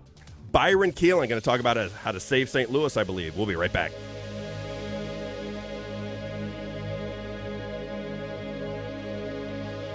Mike Ferguson here. Retirement should be a time you can relax. No more stress from work. But there's one thing you can't forget about when retiring. That's your money. Do you have enough saved to fund your income for life and keep up with inflation? How will you claim your Social Security benefits? And what about long-term care? The ClearPath Wealth Management Group at Stifel is here to help answer all of these questions. You can hear their latest views on the markets and investing during On the Money, hosted by Stifel financial advisors Bob Stockdale and Eric Robert, every Saturday morning at 9, right here on News Talk STL. They can help you get organized, guide you through critical retirement decisions, and create an investment portfolio designed around your needs. To schedule your free retirement plan consultation, go to clearpathinvesting.com. That's clearpathinvesting.com, or call 636-695-2650, 636-695-2650. Stifel Nicholas and Company Incorporated, member SIPC and NYSE. SE. Hi, it's Mark McCloskey from My Pillows. My Pillow is excited to bring you their biggest bedding sale ever, just in time for Christmas. Get the Giza Dream bed sheets for as low as $29.98. A set of pillowcases for only $9.98. Rejuvenate your bed with a My Pillow mattress topper for as low as $99.99. They also have blankets in a variety of sizes, colors, and styles. They even have blankets for your pets. Get quilts, down comforters, body pillows, bolster pillows, and so much more, all with the biggest discounts ever. They're also extending their money-back guarantee for Christmas until March 1st, 2024, making them the perfect gift for your friends, your family, and everyone you know. So go to MyPillow.com and use promo code ONFIRE or call 800-645-1392, and you'll get huge discounts on all MyPillow bedding products, including the Giza Dream bed sheets for as low as $29.98. And get all your shopping done now while the quantities last. KLGY HD3 Clayton, K270BW Bellefonte, KNBS Bowling Green. This is News Talk STL at 1019, 94.1, and always streaming at newstalkstl.com. News this hour from townhall.com. I'm Rich Thomason. As another migrant caravan, this one estimated at 6,000 strong, heads north through Mexico, their sights set on the U.S. border. A high-level American delegation will be traveling south to Mexico City at midweek. The mission to address the migrant crisis with Mexican officials. Secretary of State Blinken is leading the delegation in an effort to try and hammer out new agreements to control the migration surge at the U.S.-Mexico border. Blinken and other senior Biden administration officials will hold talks with Mexico's president. However, Mexico's ability to assist the U.S. may be limited. The Mexican government halted a program to repatriate and transfer migrants inside Mexico due to a lack of funds. Greg Clugston, Washington. The latest attack on the U.S. military by Iranian-backed rebels has injured 3 American service members, one of them critically hurt. The rebels launched a drone strike on the Americans in northern Iraq. The U.S. military launched retaliatory attacks in response. Well, getting home from that holiday destination may be challenging for some. The National Weather Service's Bob Oravec says it all depends on where you're coming from, where you're going, and when you head out. The snowstorm blizzard across the middle part of the country, especially Nebraska up to South Dakota, will have a lot of travel issues. Heavy snow, reduced visibility, and a lot of blowing and drifting snow will make the travel very difficult. Along the East Coast, where there's rain, the travel could still be hampered. In terms of air travel, things have gone relatively smooth so far this Christmas season, and that is in sharp contrast to the situation a year ago. Following the Christmas break, back to work today for Wall Street. While many markets abroad are closed for Boxing Day, it's business as usual on Wall Street. The Dow futures are up 23 points. NASDAQ futures ahead 33. More on these stories at townhall.com. In Dinesh D'Souza's new blockbuster movie, Police State exposes the government's plot to control MAGA conservatives. These are anti-government. We have freedom of religion and freedom of speech. Violent extremists, and they must be dealt with. MAGA Republicans threaten the very foundation of our republic. Mass surveillance, censorship, and armed attacks. There's nowhere to hide. FBI, we have an arrest warrant. 15 marked units on my property. Military-styled soldiers pointing an automatic rifle at my head. Are we becoming a police state? It may be the Russia other people grew up in, but not my America. Directed by Dinesh D'Souza, Debbie D'Souza, and Bruce Shuley. Police State sounds the alarm. What we need is a person, and then we go find out what crime you did. How did we give the state this kind of power? Police State. They have their lists. Are you next? If they're coming for me, they're coming for you. Police State. Buy it or stream it now at salemnow.com. salemnow.com. From the Michaels Flooring Outlet Weather Center. This hour of News Talk STL brought to you by Chris Cooper and Serenity Wealth Management. Discover little-known strategies that could be the difference between choosing the care you deserve or having someone else decide it for you. Get a free copy of Chris's book at serenityltc.com. Hi, Sean Long with STL Fenceworks. Our company realized another extraordinary year of great business. I thank God for engineering our success and for this great nation and all the blessings it offers those who persevere and work hard. Second, I want to personally thank the great customers who put their faith in our company to make their home and backyard dreams a vision fulfilled. STL Fenceworks doesn't exist without you, and I'm humbled and grateful for your patronage. I also want to thank all my great employees. You're the backbone of STL Fence Works. You make my vision a reality. I'm truly honored to work amongst such fine people. Finally, as the year ends, I want to remind everyone to take time to enjoy the season. Embrace your family and friends, count the blessings in your life. Reflect on the important things, and don't forget the true meaning of Christmas. When a baby was born, Jesus, our Savior. On behalf of everyone at STL Fence Works, have a very Merry Christmas and a blessed and prosperous New Year. This hour of Mike Ferguson in the Morning brought to you by Window World. Simply the best for less. 314-993-1800 or visit windowworld.com.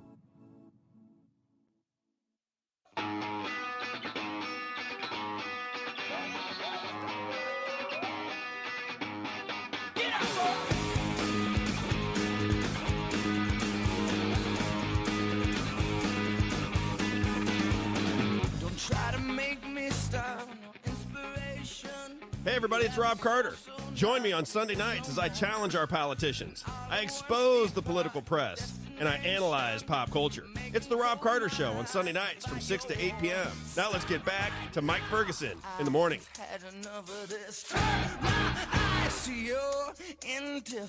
I love that. Just anytime you want to play that right in the middle of me talking. Yeah, the best promo ever. Yeah, dump it right in there. A lot of effort went into that. I am joined by Cheyenne. She's like one name like Madonna and Cher. She's just Cheyenne. Yep, that's it. Awesome.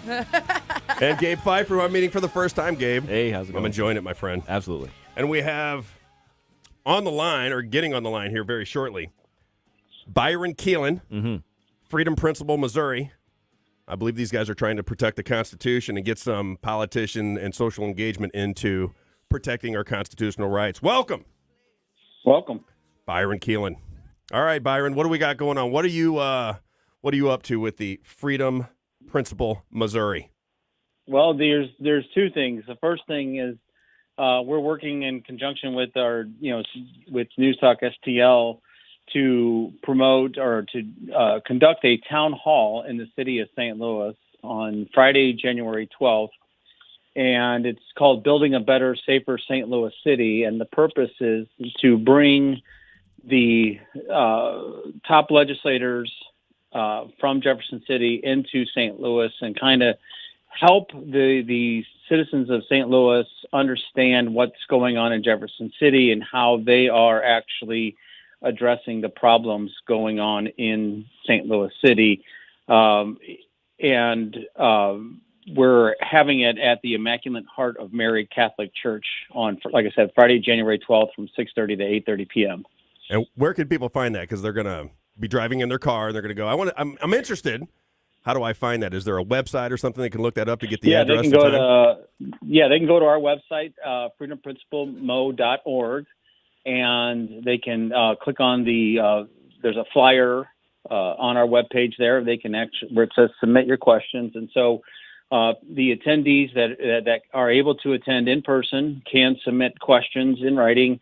And Tim Jones from your station is going to be hosting. We have Senator Bill Eigel coming, Representative Justin Sparks, Representative Jim Murphy, Representative Nick Schroer, and Representative Steve Butts are attending. We've also invited Senator Carla May from that district to attend the program. But Tim is going to try to corral all those cats and and we want people to ask questions. We're going to be talking about the reporting of crime statistics. We believe that the city is underreporting the crime statistics, and so trying to make themselves look good.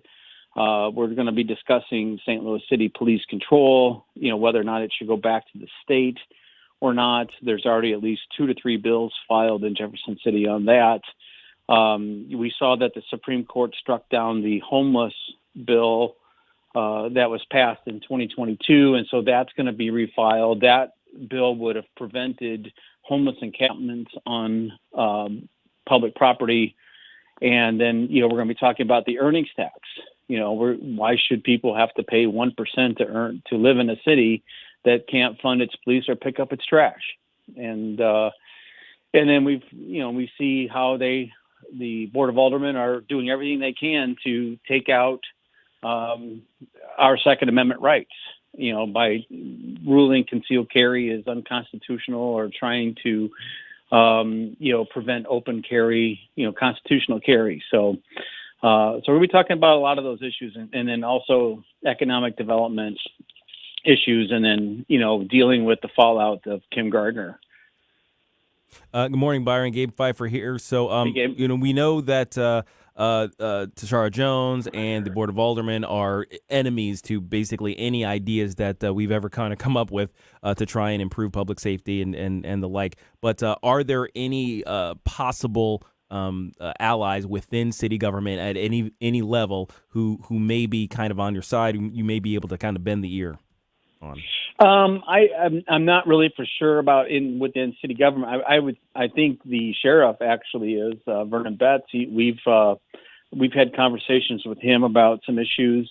He's not happy with how the city is dealing with the jail situation, and he's had conversations with us, and he has said that he's totally against what Tashara and Megan Green are doing to the city. And there are, but like Representative Steve Butts and there are Representative Donna Berenger, they both voted in Jefferson City to return control of the police back to the state. And they also voted, I believe they voted in favor of the House bill that was to give the governor the power to appoint a special prosecutor for Kim, to take over from Kim Gardner. And so they're seeing, they're what I would say reasonable Democrats. And what we've invited Representative Butts and them is because we want to make this a bipartisan effort. We were asked by a consortium of St. Louis Neighborhood City Associations. So for those of you that don't know what a neighborhood association is, it's a similar of the homeowners associations in various subdivisions in the counties. And so we were asked to put this together because they're fed up with what they see as the pro-crime, pro-homeless policies coming out of the city, and they don't want this in their city. They're seeing all of their people flee the city, and so we're trying to solve some of these problems. And what's happening is that since we don't really have any unbiased media per se, print media, the Riverfront Times, the Post Disgrace, and all those groups, papers, they're giving the left talking points. They're not giving a fair view of what Jefferson City is trying to do. And so, we've always advocated for St. Louis City in Jefferson City. And what we want to try to do is to give the residents of St. Louis City an unfiltered access to these legislators to say, here's what we're doing to address the problems, and let them determine whether or not they like those policies or not. So it sounds like the city neighborhoods are basically having to do an end run around their own government, their own local government, and appeal to other governments in the state, essentially to kind of come in and govern the city in such a way that they can continue to live there. Yeah, it is. And the way I view this is that Tashara Jones and Megan Green are like children playing with loaded guns. And Jefferson City has to be the parent in this situation, or the adult in the room, and take away that loaded gun from them before they hurt themselves. Unfortunately, our governor has been absent-minded on this and has decided to let St. Louis City burn for some reason. We don't know why. We just, other than the fact that he's just checked out. And he could have done something about the Kim Gardner situation 2+ years ago when we asked him to, do an executive order that would have allowed the Attorney General to help Kim Gardner prosecute these felony cases. And he didn't do anything. And he just kept exacerbating this and making it worse. And so we're Jefferson City has been trying to solve these problems, trying to help the city. And then we see what happened last session. Caleb Rowden makes a deal with Kim Gardner at the last minute and throws the St. Louis City Police under the bus for the sake of, probably some campaign contributions from Rex Singfield. So, we're trying to help the people of St. Louis City, and yet some of these, politicians keep getting in our way.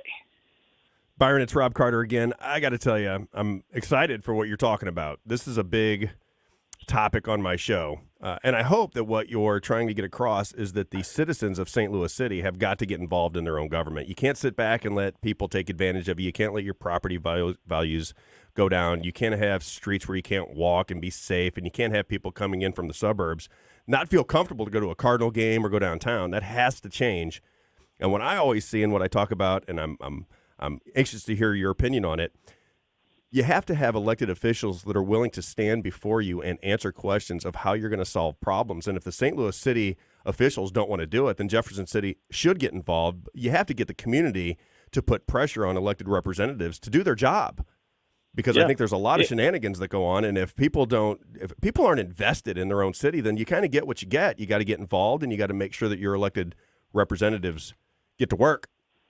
Yeah, exactly. And for too long, really, the Republican Party, and I've told this to a lot of these politicians in Jefferson City, is that the statewide candidates ignore St. Louis City because it's not worth for them to invest time there, because they generally know that, people are going to tend to vote Democrat. And so they ignore them.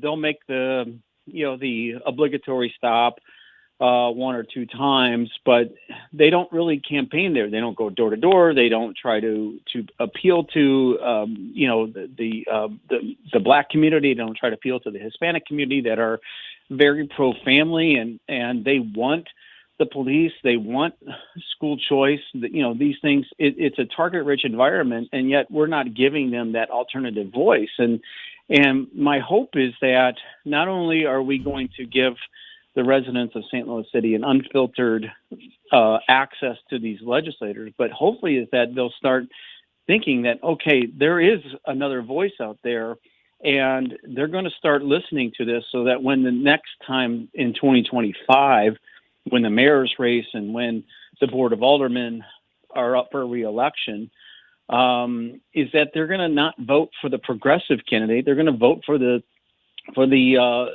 candidate that actually is interested in solving the problem, not the one that wants to give them everything or take away everything. In that sense of taking away their rights and freedoms and things. And so our hope is that this is a crack in the shell of the Democratic stronghold by giving them an opportunity to hear what the Republican legislature is doing in Jefferson City.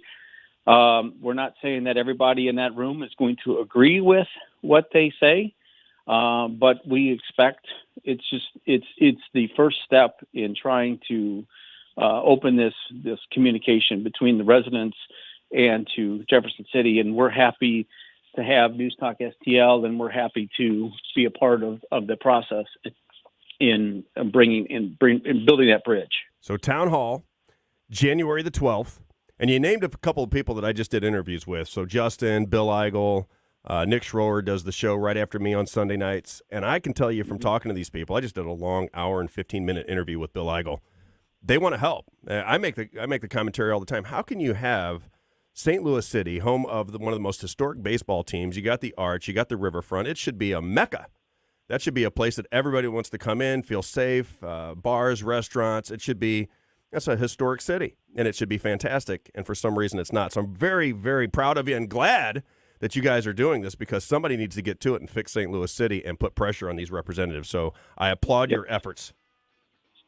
Well, thank you. And again, they can go to freedomprincipalmo.org and talk about that. The other thing I do want to mention is that you guys in this first couple hours have been talking about COVID and stuff, and we are actually trying to pass a constitutional amendment to the Missouri Constitution that would prohibit the government from issuing, the government and or schools from issuing any type of vaccine or mask mandates. And so we encourage people to go to standformomedicalfreedom.com and actually check that out and sign up to sign the petition. Fantastic. Byron Keelan, everybody. Thanks, Byron. Freedom Principle, Thanks, guys. Missouri. Check it out.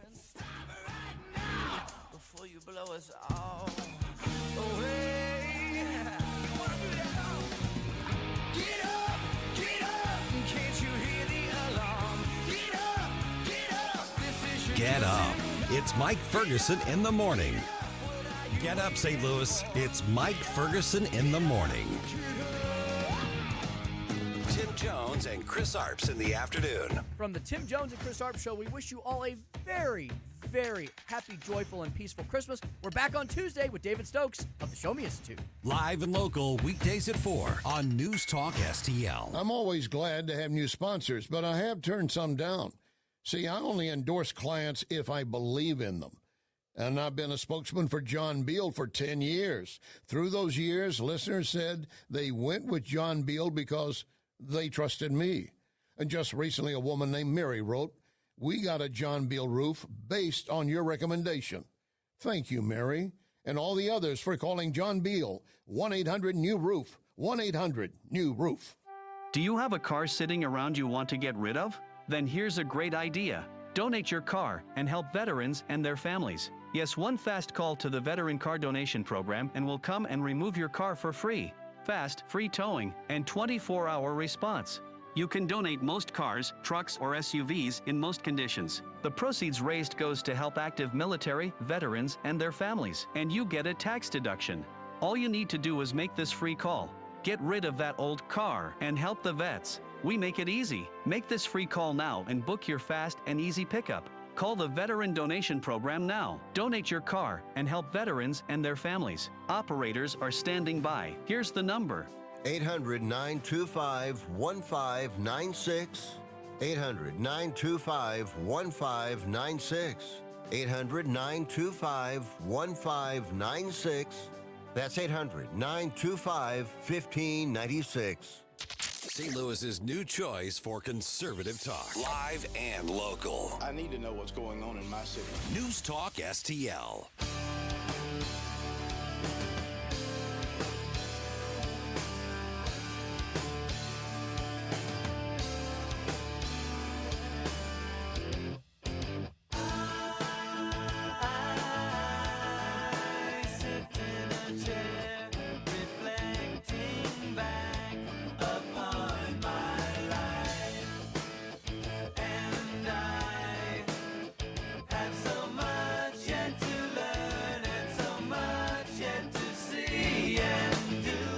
Hey, everybody, it's Rob Carter. Join me on Sunday nights as I challenge our politicians. I expose the political press, and I analyze pop culture. It's the Rob Carter Show on Sunday nights from 6 to 8 p.m. Now let's get back to Mike Ferguson in the morning. I still like the best backstop in St. Louis radio or whatever I said for Mike Ferguson. Rob Carter filling in for Mike Ferguson in the morning, joined by Shan and my good friend now, Gabe Pfeiffer. I'm going to keep it light again. Okay. I want to get into some Christmas music. When I was a kid, and I wonder if this still goes on. See, when I was a kid, they used to play albums before you went to bed, and almost every family played some form of Christmas music for the kids right around Christmas time, the week or two leading up. And mine was Johnny Mathis. Do you remember the Johnny Mathis Christmas album? I vaguely remember that. Do you even know who? I have no idea who Johnny Mathis is. Do you even know who Johnny Mathis is? No idea who that man is. No. I do Sounds these. wonderful. I do these things. This was another. Johnny Mathis was fantastic, by the way. Yeah, he was good. But this Tessa Greenspan, she says she gives me all of these things that I need to delve into, and one of them was AI. She said, you got to get this AI app, and she goes, you can ask all kinds of questions to it for your show, and she goes, and you just give you a perspective on things. And I don't know if AI is right. I asked it, I said, what are the top 10 Christmas songs of all time? Because I was very curious. Okay. I thought Johnny Mathis was going to be number one because that's what I listened to all growing up. And I like Johnny Mathis. What am I going to tell you? I'm showing my age, but I like Johnny Mathis Christmas albums. I asked my dad, I said, what do you think the number one Christmas album of all time was, or Christmas song? Mm-hmm. And he says he thought it would be something by Elvis. Oh, I'll have a blue. Remember that one? Christmas Without You. Exactly. Yep. Mm-hmm. So this is what AI says, and then I went to some of the. Hold on. Before you answer, I'm going to guess. Mariah Carey's on the list. That was actually number one in. That's I what think I was gonna guess. Yeah, it was number one in one of the articles that I read. They all had different answers, by the way, Sure, but they're yeah. basically the same songs. Right, just reshuffled, right? You just reshuffled, exactly. But they're all basically the same songs in a different order. But the number one song, according to AI, Christmas song of all time, is "White Christmas" by Bing Crosby. Okay. I don't even know what that sounds like. Yeah, you do. I would. I know. You've I'd heard hear this it. I one. would for sure. But man, that's got to be what, from the 50s? Yeah. It's, Okay. it's the old crooner stuff. I'm dreaming of a white Go. Oh wow. Okay. Christmas. I like it. I think Gabe was actually the original singer of that song. Gabe can do it all. He can't just build rockets. He can sing about them too. Let me give you some of these and tell me if Mariah Carey was number 2. All I Want for Christmas. Of course, that one Iconic. You can't escape it now. You can't. And you know what? What's incredible about that is the fact that she wrote that song. It wasn't given to her by a studio. She wrote that song, and she was young. She was in her early 20s when she wrote that, and it's one of the most iconic Christmas songs of all time. She has made so much money on that song. She is rich off that song. She has made so much. And I don't know if you've seen any of her promotions online. She go crazy. As soon as Halloween's over, immediately She's got the Christmas outfit on and the whole thing. Christmas outfit, promotions out the wazoo. Of it's course, insane. that's her bread and butter, right? Well, there. that's what they say, right? In music, it's not the person who sings the song; it's the person who writes the song. I remember Kid Rock was on; he was Yes. doing an interview, and the person says to Kid Rock, he goes, "Have you been able to save any money?" And he goes, "What are you talking about?" He goes, "I got more money than I could ever spend." He goes, "Really?" He goes, "Because the guy from."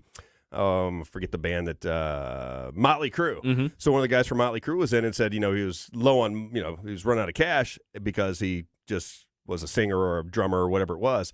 And Kid Rock goes, no. You write the songs, you make the money. It's all about writing the songs. Yeah. And I Having thought, those credits. so when you say she wrote the song and she's cashing in on it, it makes perfect sense. That's called royalties. Yeah, that's called royalties. And that is a great song. What would we give that? I'd give that high marks, right? That's a 10 out of 10 for me. I love that's it too. That's a 10 out of 10. My problem is when songs get overplayed, I just Bugs you. It starts bugging me. I was like, okay, that was a cool song, but stop. Every 10 minutes, it's like I can't. Guys, you just get some other ones in there. Give me another one. Yeah. All right, That's how I feel about Wham, though. What? Last Christmas. That one should That's number 5. die in a fire. That's number 5. And by the way, no, it's on the list. It's number top? 5. Yeah, Last Christmas by Wham. Come on, no. And somebody sent me, we were in a group text about the show, and somebody said, "Rob, have a Wham Christmas." Oh, no. And then I did a little gif of George Michael, and nobody responded to it. I thought, come on, I got the No, joke. it I was good. responded. Oh, you They saw got it, a right? laugh out of me. I saw See? it. They got a laugh out of me. Yeah. All right, let me give you the rest of these because I think these are all good. Gosh. Have you ever heard of a guy named Bobby Helms? I wonder Bobby if anybody Helms. listening has ever heard of Bobby Helms. No. Jingle Bell Rock.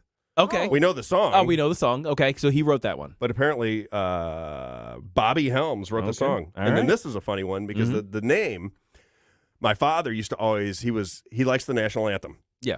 Yeah, he's from that generation where the national anthem actually means something. You take off your hat and, I and the love- whole I love thing. it He had too.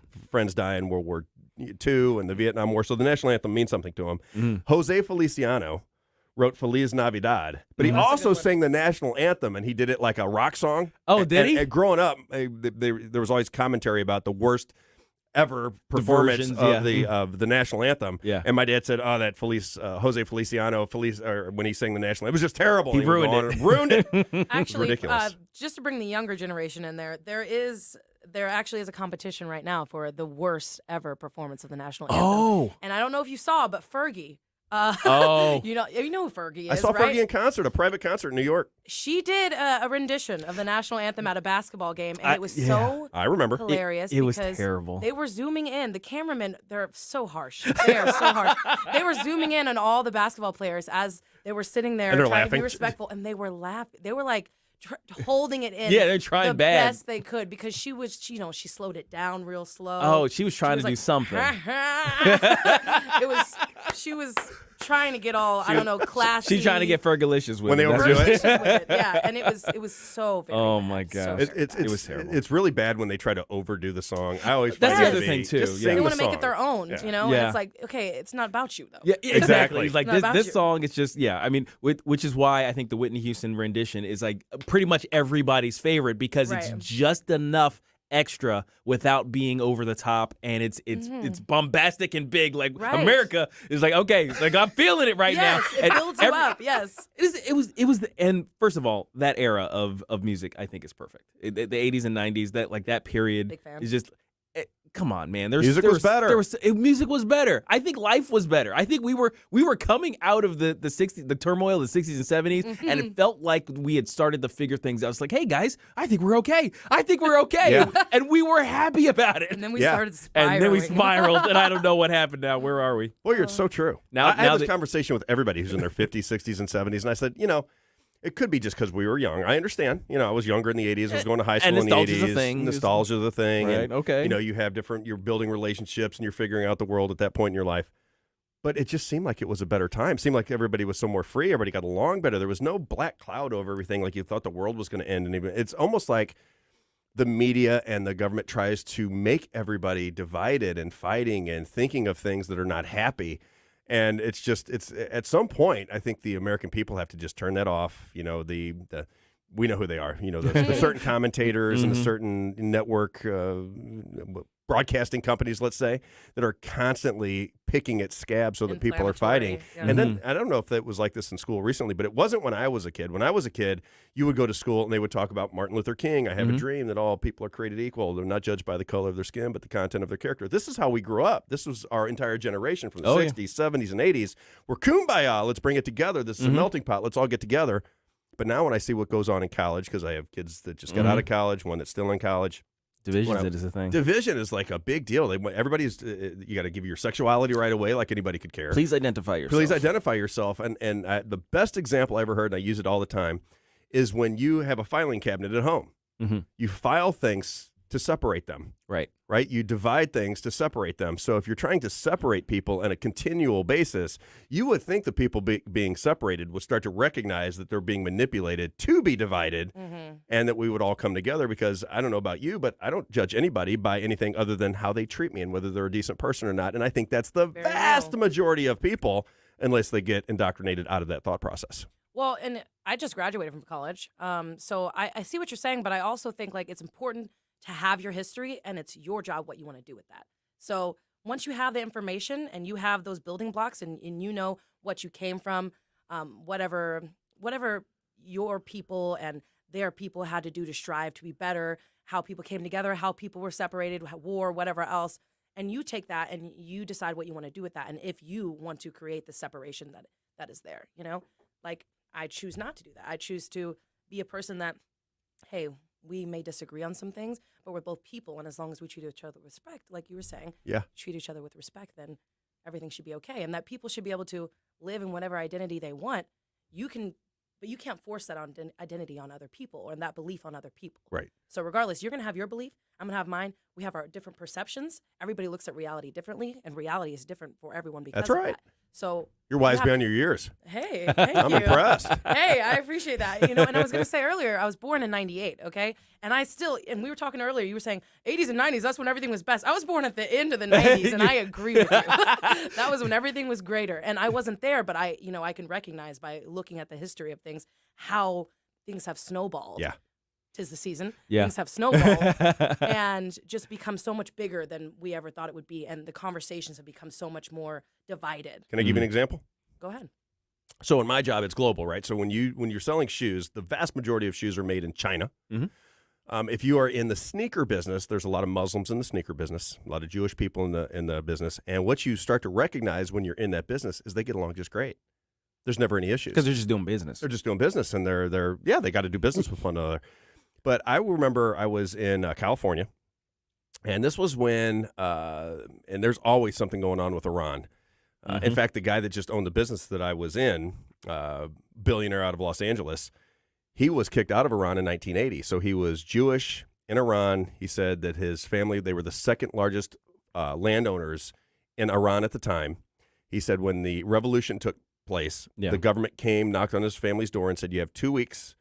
Jews can no longer own land in Iran, and you have 2 weeks to get out of the country. Right. And they did. He went to Europe, and then he ended up in the United States. He has no ill will toward Muslims. He has ill will toward the government that represents that society. And when I watch what goes, and by the way, I was telling this story. I was in California, and this business that I was working with, they were Iranian.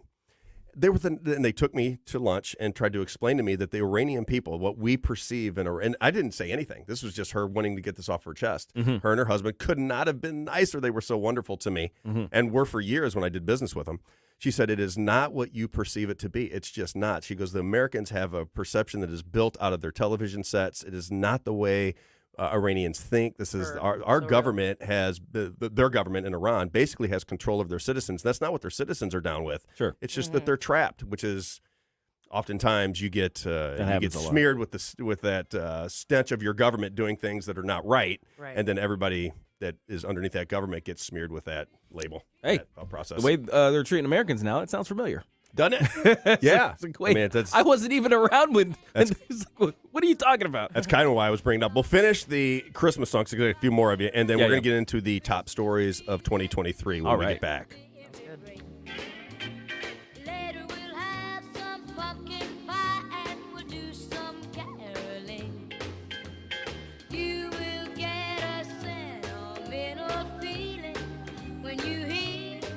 Get up, St. Louis. It's Mike Ferguson in the morning.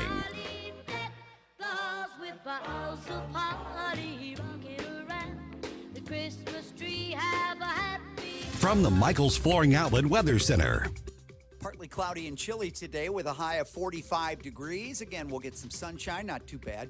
Overnight lows in the 30s tonight with some rain-snow mix moving in by tomorrow morning that could change over to all snow west and southwest of St. Louis primarily. So it'll be a mix in the St. Louis area, but there could be some accumulations, especially west and south of St. Louis during the day on Wednesday. The high, though, in the upper 30s and the low Wednesday night near freezing. I'm KMOV First Alert meteorologist Kent Harrell. Vincent's Jewelers carries a full selection of lab-grown diamonds and jewelry containing lab-grown diamonds. Lab-grown diamonds are a great alternative to natural mined diamonds. They have the same physical, chemical characteristics of a traditional diamond, beauty, durability you want, but at a 70 to 90% discount. See them in person at Vincent's and at vincentsjewelers.com. vincentsjewelers.com.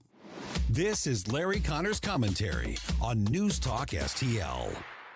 Forgiveness is one of those difficult things to have, especially if it involves one of your children hurt by someone else. Then there's this story of an Israeli mother. Her 28-year-old son was one of the hostages taken by Hamas on October 7.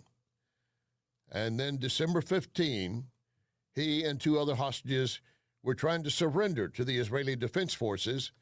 They had no shirts on, hands up, one of them apparently carrying a white flag, but one of the Israeli defense soldiers got startled and thinking maybe they were Hamas terrorists, just tried to get closer.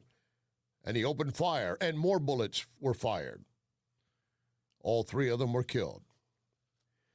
Then the mother of this 128-year-old sent a recorded message to the troops, identifying herself as his mother. She said, I want to tell you I love you. I know what happened is not your fault. Nobody's fault except Hamas. At the first opportunity, you're invited to visit us. No one's going to judge you or be angry. We want you to be blessed. We love you, and we understand what you're facing. Get more Larry Connors on Larry Connors USA. Tonight at 6 on News Talk STL. This is Christina Straight with Straight Realty reminding you why pay more than 4. In 2003, we had a dream to start a real estate company that would revolutionize the real estate market. Now, 20 years later, after navigating through the many markets' ups and downs, we know exactly how to help you in this challenging time. I'm Christina Straight, owner Straight Realty. Don't give away your hard-earned equity. Give us a call today, 314-441-4444, 314-441-all-4s. And remember, why pay more than 4? Straight Realty is a licensed broker in the state of Missouri. If you're living with diabetes and using insulin, you know the pain of pricking your fingers over and over again. Ouch! Well, by wearing a small remote device called a continuous glucose monitor, or CGM, you can reduce the pain of pricking your fingers. If you administer insulin 3 or more times per day or use an insulin pump, call now and learn how a CGM can help you. Painless. No more pricking my finger. No finger pricks. Convenience. They delivered it free and they took care of all the paperwork. You can reduce pain right away. Plus, it's accurate, easy to use, and helps you spend more time in range. And if you have insurance, you can get a new CGM at little or no out-of-pocket cost. Call now and get free shipping of your new CGM. Plus, we'll bill your insurance for you. 800-432-8150. 800-432-8150. 800-432-8150. That's 800-432-8150. St. Louis's new choice for conservative talk. Thank you for the opportunity to let me vent here. Live and local. Way to be, guys. 1019 all the way. This is News Talk STL. I am home.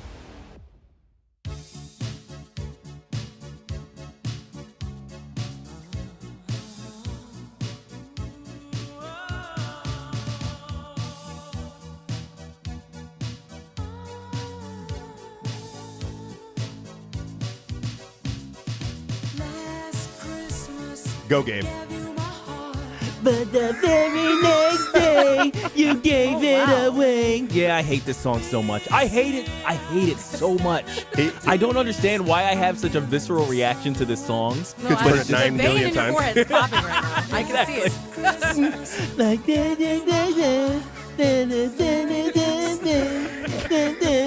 You're ruining Wham Christmas. He ruined it by Wham singing Christmas. this song.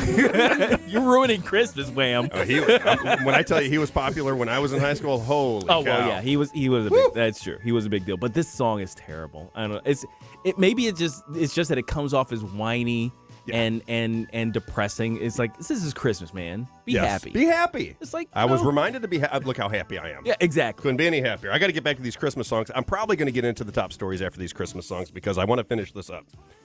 I think people hear these Christmas songs over and over again. It's just like we said, that last song that you were playing on Going Out. That's Brenda Lee. That was actually number 7 according to AI of all time. So, Rocking Around the Christmas Tree. Brenda Lee was number 7. So all time song. All time. Well, according to AI. According to AI. Don't hold me to it. Yeah. And then the number 6 song was the Christmas song by Nat King Cole. I don't know what that sounds like either, but that was number 6, the Christmas song, Nat King Cole. And by the way, Natalie Cole, his daughter, I was selling shoes at Chesterfield Mall when I was about 17 years old. She came in and bought a pair of boots for me because she was going at a concert later on that night. So I should know her father's number 7 Christmas song or number 6 Christmas song of all time. And then, let me see if you guys remember these. Santa Claus is Coming to Town by Bruce Springsteen. Of course, the Bruce Springsteen version. Yeah. I'm not a huge Bruce Springsteen fan. I know people love him. That is the first time I've heard that from a man your age. I'm sorry, but Bruce Springsteen is like hang on, your Gabe. guys' Hang on, God. Gabe. A man your age. What is that supposed to mean? Huh? 37? What's everybody cracking up laughing for? Yeah, is it the gray beard? Yeah, my wife keeps telling me I need to get some dye in this thing because I'm starting to look like Santa Claus myself. Oh, well, a little A bit. man It's your the age. season, so. Cheyenne. Oh, wow, I can't believe I I'm going to said call her that. Cheyenne now. No, but she's right though. Bruce Springsteen that's y'all's God. She's That right. is- People do love pray him. to Bruce Springsteen every night. He's the man. But I mean, well, the thing is, I'm saying he's the man. Well, I mean, he's the man in terms of the men over 37, the fandom that he has. He has a solid fandom. I, however, am not particularly one of them. I know he's got some hits. I know he's got some big songs that like, okay, I'll give you that. But I never really liked his voice. Me neither. Yeah, I don't like the whole presentation, like that kind of thing. Yeah, he does like it. Yeah, sound like he's straining. I gotta see what's going on in that visual presentation. That's it. He's got Santa Claus. You got to sound like you're squeezing a little bit. One more plug. One more plug. Santa Claus is coming. I got to give these plugs out. FreedomPrincipleMissouri.org. Town Hall. Whoa. When is that town hall? It is on January the 12th. And then the other plug, if you need a rocket fixed, Gabe Pfeiffer, just give him a call here at News Talk STL. And then I got a bone to pick before I get into any more Christmas songs. Mm-hmm. So I was told in the break that you guys got tumblers from Jeff Allen for Christmas. Yeah. Well, that's not going to work. I didn't get a tumbler. Oh, boy. I'm putting in the effort. Started something. I was up at 4:30 in the morning. I usually don't go to bed till 4:30 in the morning. So being up at 4:30 in the morning to do a morning show, no tumbler for Rob? That can't be the case, can it? That's not going to work. There has to be one back there wrapped up as a present, right? I mean, surely you guys didn't get tumblers and me not one. Oh boy! Who's gonna tell him? I heard it was engraved.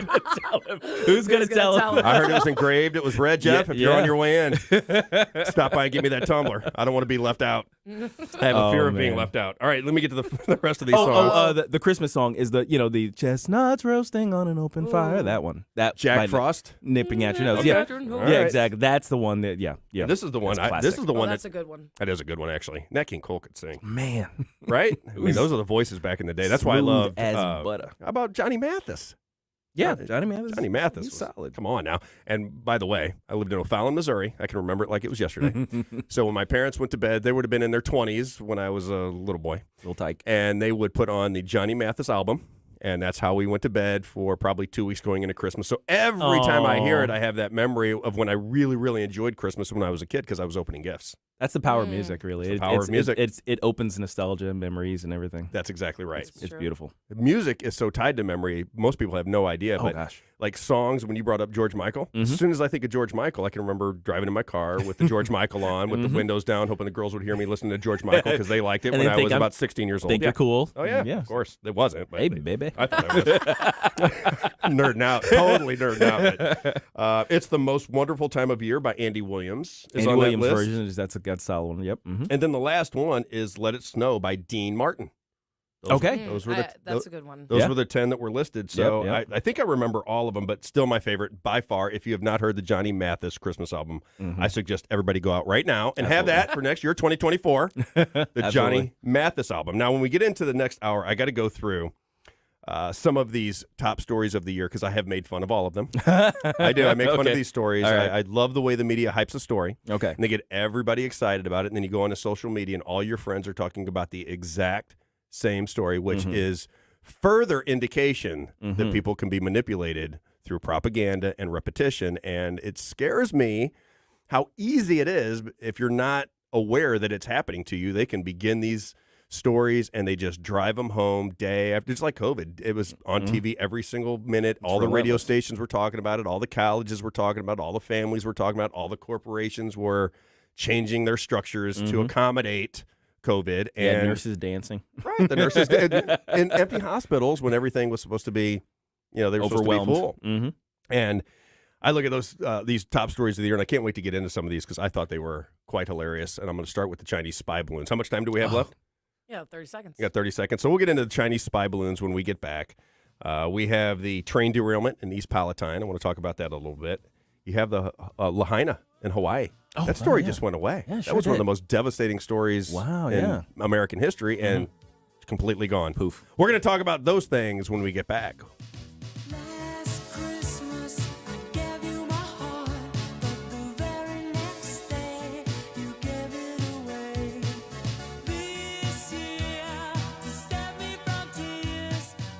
Get up. It's Mike Ferguson in the morning. This is News Talk STL at 1019, 94.1, 99.1 HD3 and newstalkstl.com.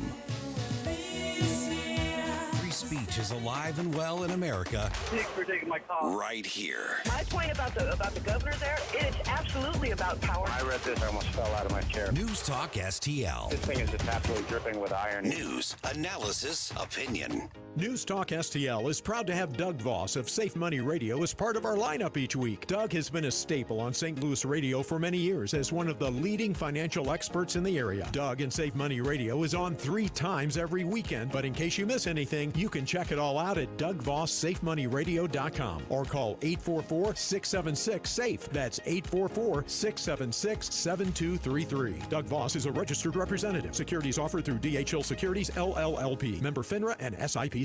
Classic Kicks Country is streaming now.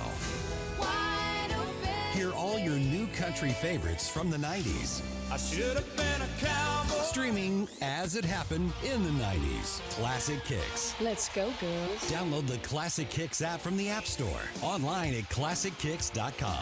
I'll go back. Or enable the Classic Kicks skill on Alexa. I love this station. 90s new country streaming now. Welcome home to St. Louis's new choice For conservative talk. They always have great conversations. news, analysis, and opinion. It's absolutely unacceptable that they couldn't unequivocally state, yes, it violates their student code of conduct. 1,000 a day is a lot. Border Patrol agents tell us that they can't physically handle more than 5,000. We do live in difficult times as a country, but that's actually what guides me to run and hopefully reunite this country. 101.9 and 94.1. My news station. News Talk STL. This hour of Mike Ferguson in the Morning brought to you by Window World. Simply the best for less. 314-993-1800 or visit windowworld.com.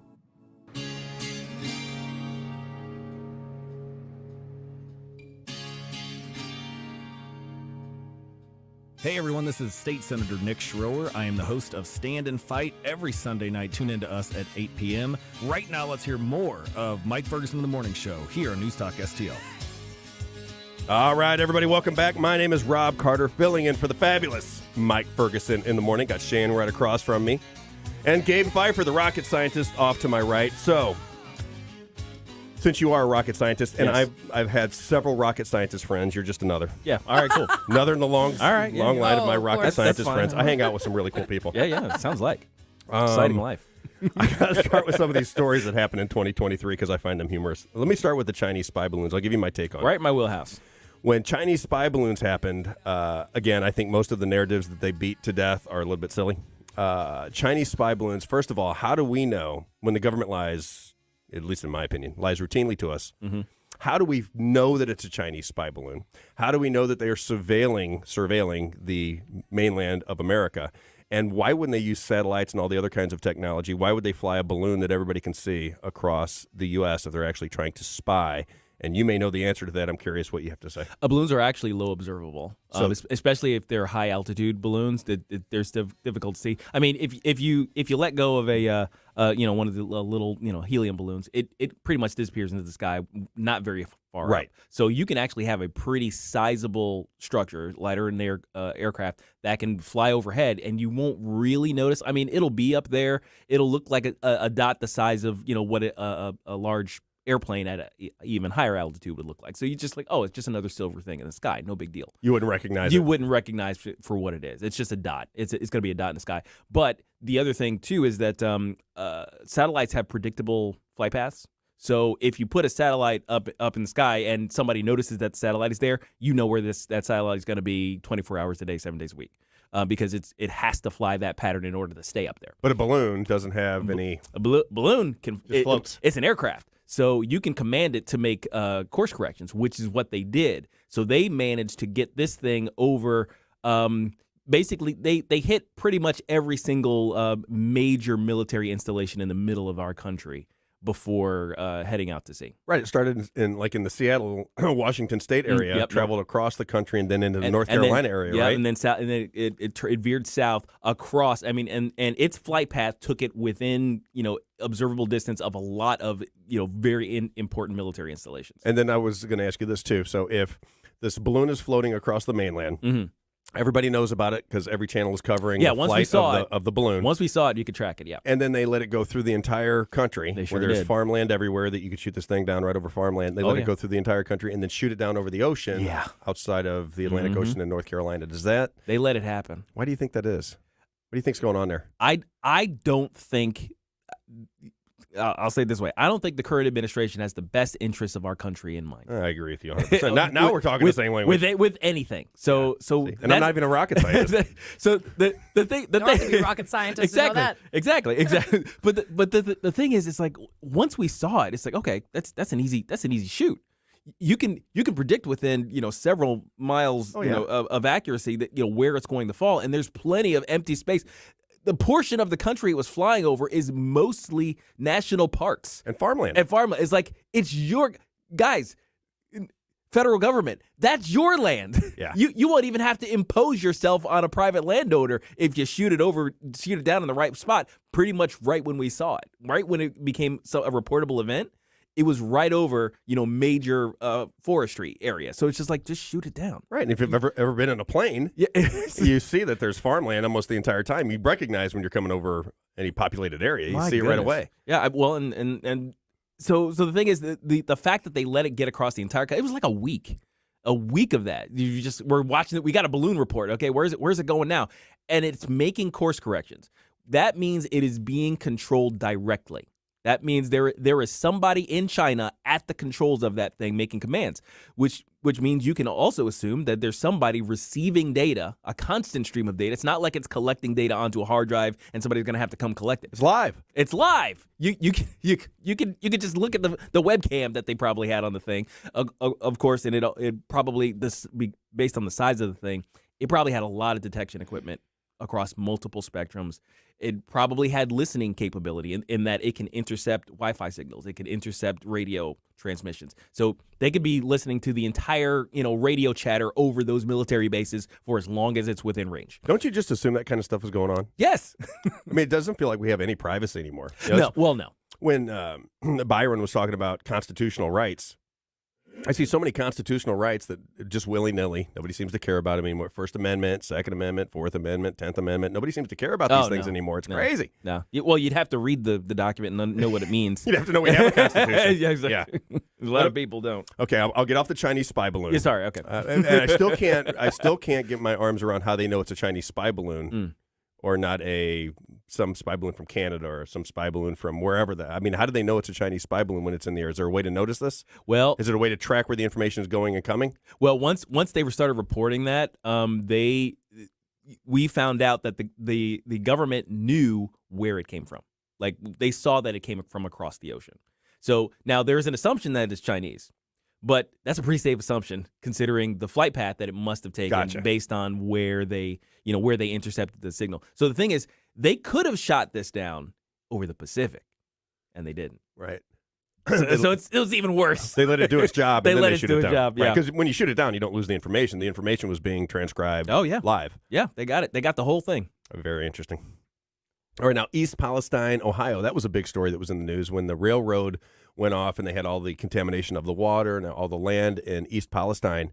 It was like 3 days that we got reporting on that. It feels like. Yeah, it was like overwhelming for a short amount of time. And like the spy balloon, it just disappears. These are major, major stories that just seem to have a little bit of shelf life, and then the narrative switches to the next catastrophe. What was your take on that? Did you think that they covered that properly? Do you think the United States government is going in to help these people? Because if your water's contaminated, that's not going to be a very good thing. And when the story goes dead, I don't know what the government does anymore. Do they take care of business? I don't know. Well, the thing is, generally speaking, what the Fifth Estate is supposed to do, the press, right? They are supposed to be sort of a safeguard, like a social safeguard against the government to say, hey, what are you doing? Hey, why aren't you taking care of this? Aren't you supposed to be? They're the ones who are supposed to be asking the tough questions for us and then telling us what their response is, telling us what they're actually doing. And what we end up getting, because of maybe it's just the way the structure of news is now, where it's all about clicks and views, where it's just like, okay, this story isn't salacious enough, so we're going to get off it, as opposed to what they should be doing is, okay, here's the government response or the government non-response. We're going to continue to investigate the story to see why, and how, answer all of the journalistic questions. Basic journalism, basically. It feels like it's too much to ask these days. Yeah. We got the coverage of the story that it happened, that it's terrible. We got a little bit about the chemicals, the contamination, and then it disappeared. There were some brief questions about, hey, Joe Biden, are you ever going to visit East Palestine? And he goes, yeah, I'll get there. And then he goes on vacation. I always assumed everything was going to be fine when Pete Buttigieg showed up on the scene. Oh, yeah, Petey. Pete got to the scene and everything's going to be just fine. Yeah, Mayor Pete had taken care of it. That was a story that, I used to travel that territory. Well, I traveled the whole country for years in the shoe business. That is not a very wealthy area. And I don't think that the government is held accountable, because I don't think the press, the national press, even the local press in a lot of places, do their job. The job of the press is to hold power accountable, the political press anyway. They're supposed to be adversarial. And they do not seem adversarial. They seem like they're in bed with way too often for me. Everybody stick around. We got a bunch of stories to talk about from the year 2023. Let's see if you remember. We'll be right back.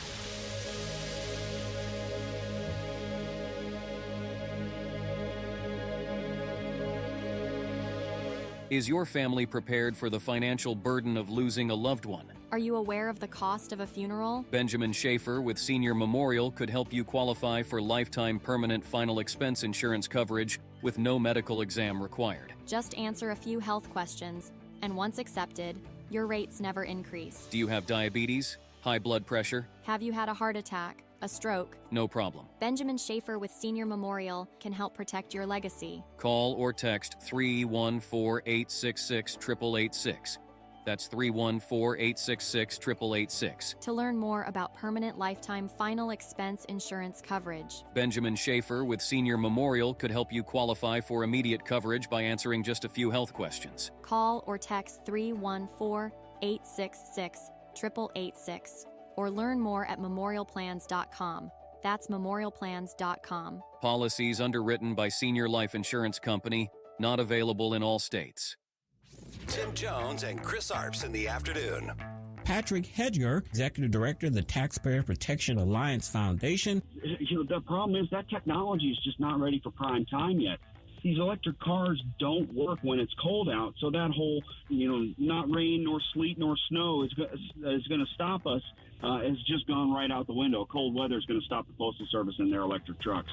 Tim Jones and Chris Arps, weekdays at 4 on News Talk STL. Like any good conservative, we have our principles and our values. If you find yourself feeling out of place in the world, I don't even know how conservatives can even take their head out of the ground long enough to complain about anything. You're trying to call us conservatives Nazis. I think they ought to be ashamed. It's comforting to know conservative values haven't been abandoned everywhere. All we want is freedom and liberties and less government. I'm not a Democrat or Republican. I'm an American. Welcome home. Because everyone gets a voice. This is News Talk STL. News and information. Welcome home. KLGY HD3 Clayton, K270BW Bellefonte, KNBS Bowling Green. This is News Talk STL at 1019, 94.1, and always streaming at newstalkstl.com. News this hour from townhall.com. I'm Rich Thomason. President Biden gave the go-ahead for U.S. forces to retaliate for a drone strike on American military personnel in northern Iraq. The attack, launched by Iranian-backed rebels, wounded several U.S. service members. National Security Council spokeswoman Adrienne Wilson says one of the U.S. service members sustained critical injuries. Biden, who's spending Christmas at Camp David, was told about the attack by White House National Security Advisor Jake Sullivan shortly after it occurred. And the Pentagon and Biden's top national security aides were ordered to prepare response options to the attack on an air base used by American troops. Biden opted to target 3 locations used by the militia groups. And U.S. Central Command says retaliatory strikes were carried out early Tuesday in Iraq and likely killed a number of militants. Donna Warder, Washington. Another tidal wave is building, and it could overwhelm the southern border. A migrant caravan estimated at 6,000 people is moving north on foot through Mexico. Secretary of State Blinken heads a U.S. delegation that visits Mexico later in the week to discuss the migrant crisis with Mexican officials. Christmas Day saw President Biden chatting it up with some American troops stationed on U.S. soil and abroad. The President and First Lady took a break from their family Christmas celebration to call units from each branch of the U.S. military to wish them Merry Christmas and thank them and their families for their service and sacrifice. According to the White House, the Bidens called troops stationed in Senegal, Djibouti, Hawaii, the Mediterranean, Qatar, and Michigan. Greg Clugston, Washington. It's back to work today for Wall Street following the Christmas break. Dow futures up 26 points. More on these stories at townhall.com. Relief Factor, pain relief that's natural, pain relief that works, and pain relief that attacks the source of the pain. That's the experience of tens of thousands of Americans who are taking Relief Factor right now. See their incredible video endorsements at relieffactor.com and then order your 3-week quick starter pack for just $19.95. That's less than $1 a day. Find out if it can work for you like it works for me by ordering your 3-week quick starter pack today. relieffactor.com, relieffactor.com. Be the next success story. From director George Clooney. What's that about making some money? Yeah, the rowing team. We get a part-time job and a cheap place to live. This holiday season. Come on, boys. That bunch of kids rode like no one else that's ever come through here. Based on the inspiring true story. We have a boat strong enough to qualify for an Olympic spot. Well, lay it down, Coach. Of the underdogs who made history. The Americans at the 1936 Olympics. Roll for your country. Roll for each other. The Boys in the Boat, now playing only in theaters. Rated PG-13. Some material may be inappropriate for children under 13. From the Michaels Flooring Outlet Weather Center. Partly cloudy and chilly today with a high of 45 degrees. Again, we'll get some sunshine, not too bad. Overnight lows in the 30s tonight with some rain-snow mix moving in by tomorrow morning that could change over to all snow west and southwest of St. Louis primarily. So it'll be a mix in the St. Louis area, but there could be some accumulations, especially west and south of St. Louis during the day on Wednesday. The high, though, in the upper 30s and the low Wednesday night near freezing. I'm KMOV First Alert meteorologist Kent Earhart. This hour of News Talk STL is brought to you by Rodney and Jen Wallner and the entire Wallner home selling team at Berkshire Hathaway. Call them today at 314-810-SOLD. 314-810-SOLD. Tim Jones here to tell you it's officially landscape lighting season at Pro Outdoor. To see some of their incredible lighting work, visit their website, prooutdoor.com. They offer low-voltage landscape lighting that really makes your home stand out from your neighbors. If you're looking for accent lighting, path lighting, or wanting to expand your outdoor living space, or just looking for a little more security around your home, the team at Pro Outdoor are the ones to call. Pro Outdoor can take care of all your outdoor needs, including lawn fertilization, irrigation installation and service, as well as landscape lighting. They're offering some great end-of-year specials. Be sure to call them today. Schedule a consultation. That's prooutdoor.com. Hey, Tony Colombo here for Gutter Pros. When Christine and I bought our new house, we knew the gutters were an issue, and after meeting the Gutter Pros team, we knew that they were right for us. Gutter Pros is your all-in-one gutter service team that offers a variety of affordable solutions, and they even offer free estimates, so there's no cost to you to find out if they are right for your home, just like they were for ours. If you're having a problem with your gutters, contact the Gutter Pros now, because with Gutter Pros, water goes where they tell it to. Call them at 314-656-7195 or visit gutterpros.com.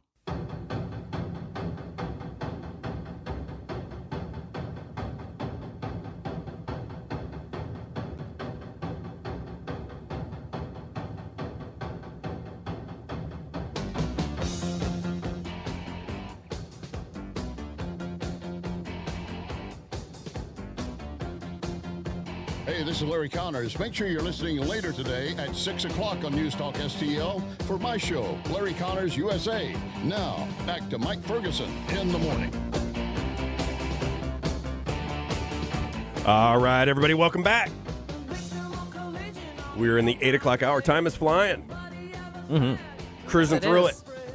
I want to get back into some of these big stories from 2023, and I think the biggest story of 2023, and I'm curious what you guys' take on this. I shot 73 at Gateway 2 weeks ago playing golf, which was my best round in a long time. And did that make Fox News or CNN? I don't know if it did. It should have. It should have. Because when I talk about a miracle, this was absolutely a miracle. You see this finger right here?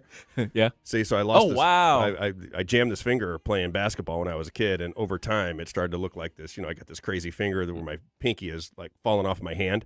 So the most important part of golf is your grip. Yeah. And I can't grip the club. You can't grip So it I played properly. golf in high school, was pretty good, and then I can't grip the club, so my game is falling apart, and it's very depressing when you're very competitive like me and like to play golf. So I'm surprised the story didn't go further, but my friends now know that I shot 73 at Gateway Now everybody 2 knows. weeks ago in the middle of winter. Windy, cold, nailed it. Nice. Now let's get back to some other news. Okay. I want to talk about less important. Less important. Less news. important, of course. Yeah. This story in Hawaii, and we were talking about it through the break. This Lahaina fire, is it Lahaina fire? I think.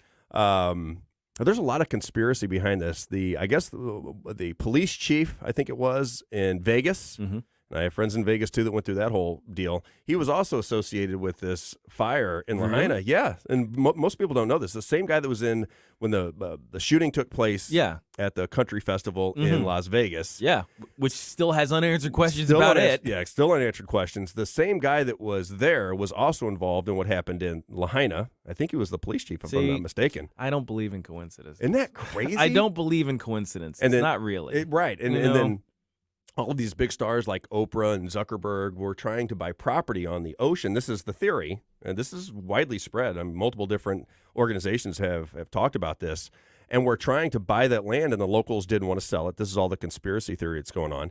And then they had several homes. Apparently, if it was blue, the homes didn't catch fire, and there's some theory behind why these homes that were blue didn't catch fire, and a lot of the wealthy people that had land and had homes in this area, their homes didn't catch fire, but all the locals did. Then they guarded the thing off, and you couldn't even put drones above it. So if you were trying to report on what was going on there, you couldn't see it. And then the last one that I thought was crazy, there's lots of kids missing because school was going on. These kids were let out of school because this catastrophe was happening, something of this nature. And they had all of the roads blocked to get out. So they were blocking it, say you can't go that way because there's fire that way, and all these people were stuck in their cars. There was only one way out of the situation, and they were all trying to get out using the road out, and they were blocked by the police to save them from the fire, which they eventually burned to death in. And I'm just wondering how many people even know these stories exist. Have they done any fact-finding to find out how much of this is true? But there's a lot of people that I trust have information on it. There's a lot of investigative reporters that went there and confirmed what the locals are saying. And you don't even hear anything about it. I guess they're going to repair this land and turn it over to the state. And I think that's what everybody was worried about, and then pay the people that lost their homes a pittance for their land. I don't know. That was a enormous story. It's just interesting that they get what they want in the end, because there's been plans out for a while about some kind of resort that they want to have there so they can make money off of how beautiful it is there. Mm-hmm. Yeah, somehow, Maui is one of the lesser developed islands, I think, because it's Maui we're talking about, right? Well, this is Lahaina. Is that off of Maui? I don't even know. I think Lahaina is in Maui. Yeah. Mm-hmm. Now, that's as opposed to like, Maui is the super. That's where all the tourists that's where go. all the That's where the tourists go. I was thinking a big island, but Waikiki. Waikiki is a big one too. But yeah, that area was a lesser developed area. It's kind of crazy, that whole story, and what we were just talking about. Mm-hmm. You would think that the press would be so concerned about citizens of our country. Hey, government, what are you going to do about this? This is where you're supposed to shine. This is your time, government. This is why we pay you taxes. This is why you exist. Mm-hmm. Where are you? And who are you supposed to be protecting? The middle class and the citizens of our country. But instead, this is another argument I get into, and I just got to bring it up real fast. The GOP in Congress sent, I think it was $886 billion recently in one of these NDAAs, where they're giving money to the FBI. And if you're a conservative, and I always talk about the 4 Congress people here in Missouri, led by Lutkenmeyer and Ann Wagner, Smith, and Graves, they voted to give more money to the FBI after we had the Twitter files where the FBI was suppressing free speech during COVID and the elections. You had the Hunter Biden laptop, which they suppressed, which a lot of people think, I believe the elections are pretty much manipulated anyway, but you can certainly make the argument that it changed the outcome of the election because people didn't have information. They thought, well, this Hunter Biden stuff, we have 50 FBI agents and intelligence agents saying this is Russian propaganda, Russian disinformation. So people that aren't really paying attention, they started to believe that. Then after the fact, we find out that it's not. And then you have January 6th, which I witnessed firsthand. That was a setup. And everybody's starting to recognize now that it was set up. There's Clay Higgins, who's the congressman from Louisiana, who's now going on all of these alternative media sites. He was just on with Laura Logan explaining what he saw, and he says that these buses pulled up. This is all FBI stuff, which I'm getting at. Why are we paying for the FBI another $886 billion when we have citizens that had their houses burned to the ground and there seems to be no help? They want to give them $700, I think, is what Joe Biden said. We'll give them $700. Everything will be fine. We burn your entire city to the ground. We'll give you $700. Everything will be great. I vaguely remember that remark. Yeah, it was now conceivably it was supposed to be just for the month to get them through, right? But that's all they're getting. It was till the story ended. Yeah, and that's where the story ended. We didn't hear any. We still don't have any information about it except for, and I just recently saw a story about this that they're trying to get back open for business to accept tourism again because the local economy is pretty dependent on it. Yes. So I heard about that, but I haven't heard anything about the just regular citizens out there who are getting screwed over by a government that's not going to help them, and I think the state government is actually kind of in cahoots with whoever wants to buy up that property. So that's right. They're gonna get a pittance for their land. It's like, oh yeah, sorry you got burned out from your house and your whole neighborhood's gone and your kid's missing, but here have $15,000 for this piece of land that's probably worth $500,000. Exactly, and I want to be the first at News Talk to say that if you need me to go to Hawaii to do some investigating, I'm willing, since I didn't get my tumbler, the engraved tumbler that everybody else got. Jeff I didn't get one. Jeff Allen. Jeff Allen, if you're on your way, I would like my red engraved tumbler like everybody else got. Or a business trip to Hawaii. Or a business trip to Hawaii. Take your choice. I'll do either one. And the other big news, I think, is another story that people don't talk about enough, was Tucker Carlson leaving Fox News. Now, I'm not the hugest Tucker Carlson fan. Sure. By the way, Tucker Carlson, this is stuff I talk about on my show. Tucker Carlson comes from the Swanson frozen food family. Did you know that? I did not know that. Okay, I do background on all of the people that are in the public eye because I know how difficult it is to make a ton of money off of media unless you are somehow connected behind the scenes. Yeah. So Tucker Carlson comes from the Swanson family. His father, Dick Carlson was a reporter out on the West Coast. His claim to fame, Dick Carlson, was a transgender tennis player that was playing in San Diego and winning tournaments as a woman, but was biologically a male. That's where he gets his credibility. Wow. And then he moves from the West Coast out in San Diego over about 80 miles from the Quantico, Virginia, and where the intelligence agencies are. Mm-hmm. And during the Reagan-Bush administration, starts to work for Voice of America, which at the time was a part of the intelligence agency, and then Clinton took it out of the intelligence network. But at the time that Tucker Carlson's father worked there, it was a part of the intelligence community. So you have Tucker Carlson being affiliated with the CIA. Jeez. And if you know anything about the CIA, you don't just hang out with the CIA like Anderson Cooper just for a little bit and then you're outside of it forever and everything's going to be just fine. That's generally not how it goes down. But it kind of operates like the mob. If you're in, you're in for life. You're in for life. It actually. That's kind of how you would think it would go because you're playing around with secrets that the government and the media don't want you to have. So anyway, Tucker Carlson, with the #1 rated show in all of America, and as far as politics and network news is concerned, gets fired from Fox News because apparently this is the rumor. I don't know how much of it is true. Was over the him releasing all kinds of information that was considered conspiratorial, talking about the JFK assassination, talking about the elections of 2020 and so forth. And they said, you know what, no more.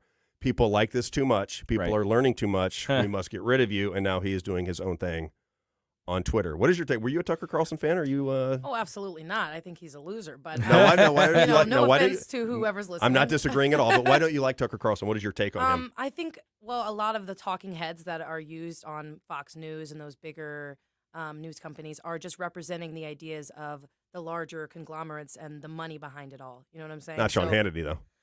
Oh, Jesus. Everybody loves Sean Hannity. Oh, of course. Well, who wouldn't? He hasn't done the exact same show for 25 years, and for some reason, the audience continues to love it. Just me. I'm not a huge Sean Hannity fan. Go ahead. I apologize. Back to Tucker Carlson. No, you're okay. Yeah, and I believe that he has been probably in some way forced to push narratives, so maybe that's not so much his fault other than him agreeing to do it because he has free will. But yeah, I think that when he has been on air, he is also a very inflammatory person. He wants people to be angry.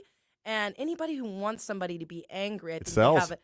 Exactly. Anger sells. And so I think they have something going on behind the scenes when you want people to be so angry and so inflamed about what you say. And I know, of course, that's it's all about views. It's all about, you got to get people to listen. So, of course, you got to, hype things up more than they should be hyped, but I think it's just dangerous. News has become entertainment and business. Yeah. Rather than news. Therein lies the problem. You don't have journalism anymore. You have stories that people use to divide and get inflamed and get angry. And I fall into it every once in a while because I get frustrated with what's going on in the world. But at the same token, I am not somebody who says I won't listen to a Democrat's point of view, or I won't listen to an independent's point of view, or a Republican's point of view. I just want to hear what they have to say. And like you and I were talking about, Shan, before the show, I think what makes America great is that we can have our opinions without being hated and demonized. But the problem is now our culture is such that if you don't disagree with any particular narrative, or you poke holes in it, or you don't agree with it, then everybody has to dislike you. They have to call you a conspiracy theorist. They have to call you a dummy. You don't really know what you're talking about. You get all your information from X. I'm like, well, I get my information from everywhere, and then I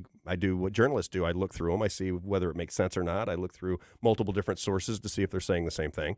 That's what journalism used to be when I went to school. I don't think that's what's going on anymore. I think now journalism is dead, and I think selling stories is the game. Oh, yeah, absolutely. And I don't like it. Well, you ask any J school graduate these days, what their goal is to be in news. It isn't to report the news. It isn't to hold the government accountable. It's to change the world. Everybody wants to change the world. Now, the thing is, when that's your agenda, things can get a little dicey as to how exactly you, who are supposed to be just telling me facts, are wanting to change the world. And you start to believe your own hype. And you're pushing your own narrative. Yeah, you're pushing your own narrative. Exactly. All right, I got more for you when we get back. I want to talk about where I came from and how I got here. In the 8 o'clock hour, I'm just going to tell you about the Rob Carter Show because I have to. Every Sunday from 6 to 8 on News Talk STL.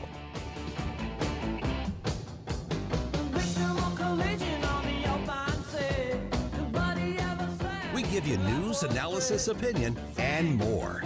Only on News Talk STL.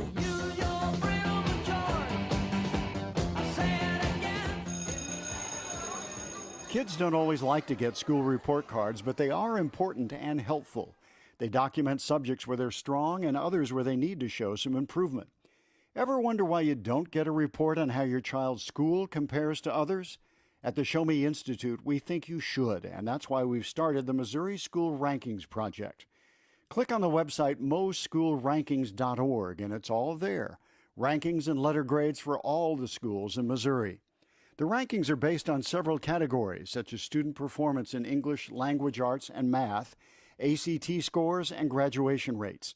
Then we take the rankings and come up with a grade point average, just like your child has. Each school and district will have a grade, and the website is easy to use. Don't you want to know how your child's school stacks up? Now you can. Learn more at showmeinstitute.org. The Show Me Minute has been brought to you by Show Me Institute and Show Me Opportunity. It's been a very busy year for Wellington Environmental. Tom and his staff had traveled all over making sure that minor issues don't become major disasters. Then there are the times Wellington is called in for emergencies, but nothing Wellington hasn't seen before. They have certified inspectors, chemists, scientists, environmental planners, and that's just some of their expertise. That is why the St. Louis Business Journal gave Wellington such a high ranking. So what will 2024 bring? No one knows, but if you take time to visit the Wellington Environmental Facebook, you're going to see things that might explain health issues at your home or business, affecting you, your family, clients. Wellington Environmental Facebook. Tom Wellington and the entire staff wish you a blessed 2024. Your world, cleaner, better, safer. So, as always, be well with Wellington. Thanks for taking my call. News, analysis, opinion. Radio news junkie. Love every bit about it. News Talk STL.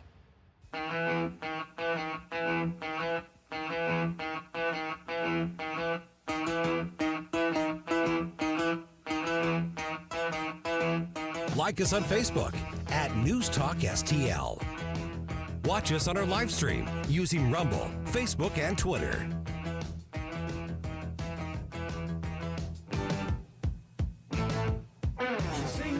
Oh, yeah. All right, everybody, welcome back. My name is Rob Carter, filling in for the fabulous Mike Ferguson in the morning. Fabulous. The fabulous. I just go by the script that he writes for me, and he likes to be called fabulous. What am I going to do? Favorite term. The fabulous Mike Ferguson. It's like a singer or something, like a show that he's putting on. I gotta inform the audience. Last time I did it in the 6 o'clock hour. I was encouraged to do it in the 8 o'clock hour. My name is Rob Carter. I do a show every Sunday from 6 to 8 o'clock, and in the process of doing a show every day on this very station from 8 to 10 o'clock is what I'm hoping the station will allow, and I'm hoping that I'll be able to put it together because I do have a story to tell, and I do have some things that I want to get across to people, and it is through experience. My experience in the world comes from the shoe business. I was in the shoe business as an executive for almost my entire adult life. I got into shoes when I was a kid, started selling shoes. Actually, my father, who worked right here at Carroll House Furniture in the 80s, he said, if you can sell, you'll always have a job. So you need to learn how to sell something. So he has me go work at this, it was like a shoe company along the mall in Chesterfield Mall. I started working there, and then I moved over to Omni Sports, which was on St. Charles Rock Road. And then I went to Dillard's, which is a company to this day I love. And then I got into Nordstrom's in Chicago. I worked the retail arena, started to learn about shoes, and then got into wholesale. And once I got into wholesale, my nature is to move forward in life, and I want to continually grow and move into positions of management, and I did over time. And then I started to travel. And my perception of what goes on in the world is from traveling all over the country and then all over the world, and I love people. So generally speaking, when I'm in front of customers or people that I work with, I get into conversations about what's going on in their lives, politics, things that are happening. And so it shaped my point of view. And when I decided to get into media, it was primarily because of what went down with COVID, what went down with 9/11, and what I started to recognize as somebody who studied journalism and broadcasting when I was in high school and college was that we were being lied to, we were being manipulated. And I thought it would be easy to explain that to friends and family. I'd say, listen, here's the news, and let me show you what actually happened. And I would give them the information they had absorbed as truth, and they give them details that they never heard and put those in a systematic order so they could follow the logic. And I really thought that would be easy to explain to people, Shan, but they did not. It didn't come to it that easy, and it started to dawn on me that the conditioning of the mind through propaganda has really infiltrated the American population, and it scared me a little bit. And I thought, you know what? I am going to do a podcast when COVID happened. My son encouraged me to do it. I was telling him, hey, they're going to mandate these masks. This was at the very beginning. They're going to mandate these masks. They're going to mandate vaccines. And everybody thought I was crazy. And I mean, everybody, my own wife, my family, everybody thought that I had taken the wrong amount of medication and something bad was going to happen. And they needed to keep a close eye on me or put me in a rubber room. That's what was going on at the time. And when I started to tell the story, I look up and we sent it to 55 people. So my son comes down, he sets up the studio in my home. We get it all set up. We put it out to 55 people. And within maybe 3 shows, so we're talking about maybe a week to 10 days, I'm look up and thousands of people are listening. And I'm like, so this must mean that people agree with me, but they've got no outlet to share this with. They see things the same way. They're interested in what I have to say, except because of the Twitter files and because of what was going on with the FBI. All of the information that I was bringing to light was being suppressed. So a casual observer of the news had no idea that these studies about COVID were out there, studies about masks were out there, the interest of Pfizer and Moderna and where those businesses came from, who were involved with them, how they were attached to the government, all of these things that nobody knew, I started studying and putting into a logical format for people to understand, and people loved it. And over time, I have tried to, I went into basically a college education of studying people in media and politics. I studied where they went. I studied to school. I studied their associations, their political clubs, their family histories, everything. And over time, it starts to paint a picture. You start to recognize that the money and the power goes back a long time. And people know it. So they know it in their mind that, there's these oligarchies around the world that have money. You look at John Kerry, who ran for president with the Hines family. You look at the Bushes. You got George Bush and the George W. Bush and the Jeb Bush and the Bush everywhere running for president. And they come from the CIA. And do you know, Shan, do you know who Judge Joe Brown is? You ever heard of Judge Joe Brown? He had a syndicated judge show for that's what I was years. going to say, from a show, yeah. He was going out during the height of this, and he was saying, did you know? Because he was a serious judge. I mean, he was involved in the assassination of Martin Luther King Jr. He had all the evidence to these things. He's the real deal. Very bright guy. And he goes, I don't even know that people recognize that George Bush, Sr., G.H.W. Bush, G.H. Bush, is connected to Barack Obama's stepfather, Lolo Soetoro. He goes, Lolo Soetoro was in the intelligence agencies in Indonesia, and the Bush family was involved in the intelligence agencies here in America, and they were combined. They knew each other. That's why when you see, he always goes, that's why when you see George Bush hand candy to Michelle to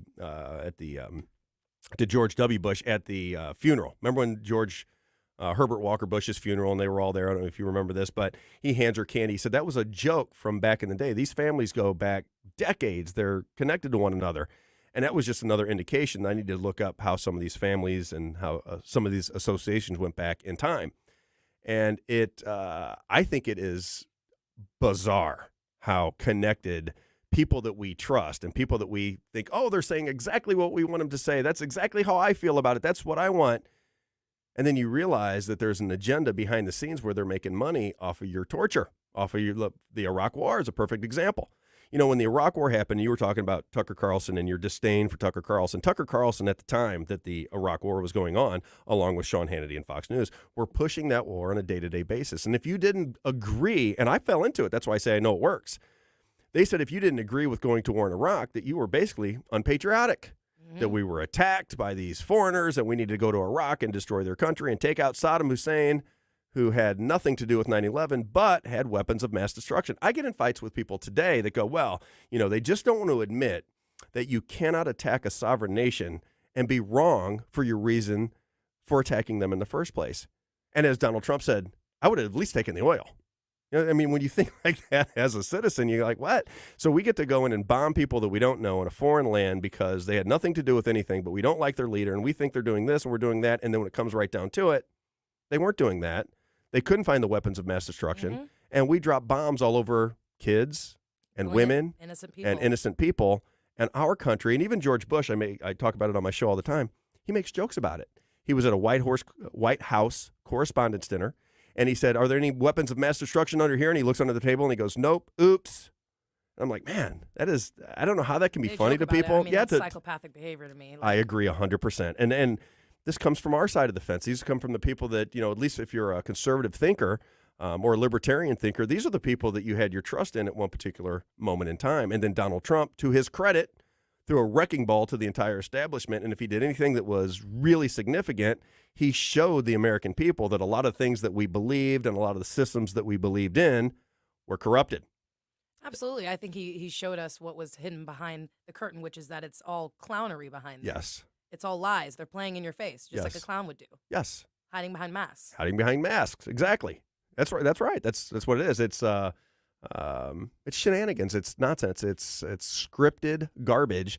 And if you go back far enough to figure out where this comes from, and I don't want to get into what I do on my show on Sunday nights and what I'll be doing in the future, but if you look back to the origins of some of these things and follow the money and follow the families and follow the narratives, you start to find out that a lot of the people from the 50s, 60s, 70s, 80s, 90s, all their families are intertwined with where government takes us. Now, if you want to go to war, Halliburton's going to make some money. If you want to have a pandemic, Pfizer's going to have some money. And you look at the people associated with Pfizer, like, I'll give you just some information. And I don't know that it means anything, but it's information I think people should be aware of. You got the Stephen Colbert Show.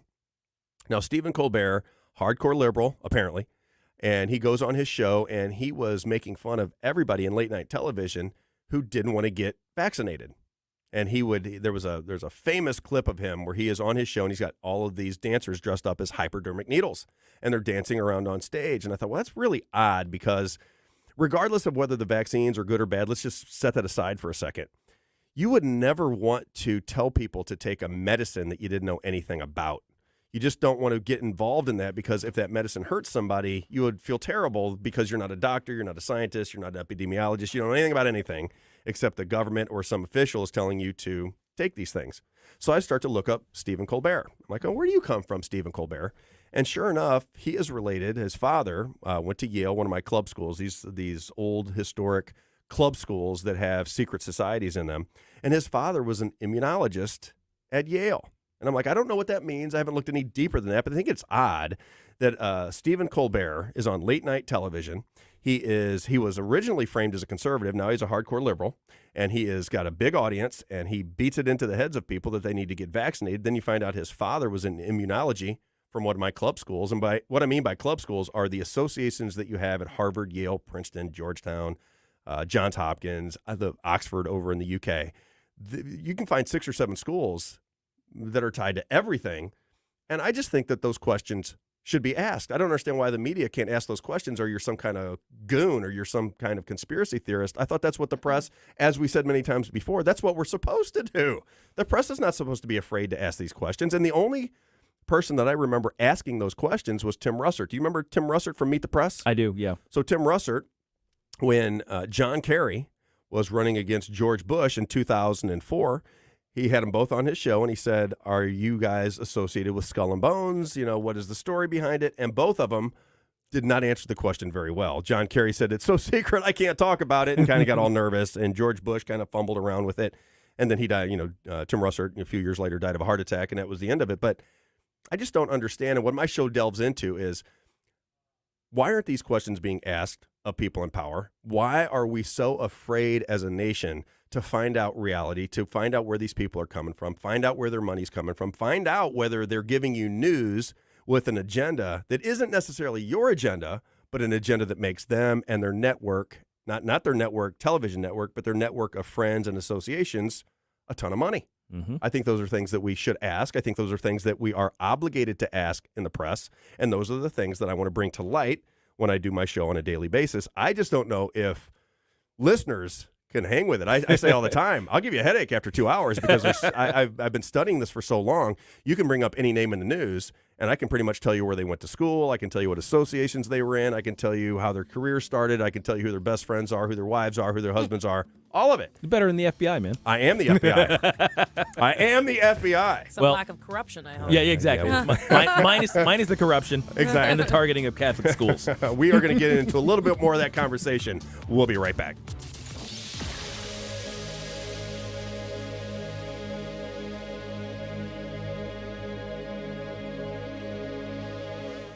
From the Michaels Flooring Outlet Weather Center.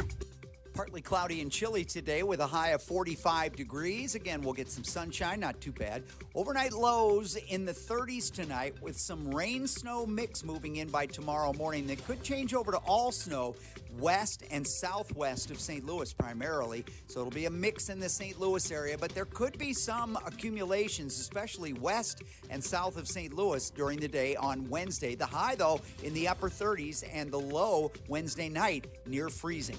I'm KMOV First Alert meteorologist Kent Earhart. Fox News commentary. Which U.S. city is ranked the worst for single parents? I'm Tommy Lahren. Find out next. Paid actor portrayal. Life can be so unpredictable. After losing my dad, it made me think about my family if something were to happen to me. I had heard about life insurance through Ethos and how easy it was to get coverage. They were right. In 10 minutes, I was covered. And boom, family protected. Ethos fast and easy online term life insurance up to $2 million in coverage with no medical exam. Some policies as low as $1 a day. Answer a few health questions and get your free quote at checkethos.com. That's checkethos.com.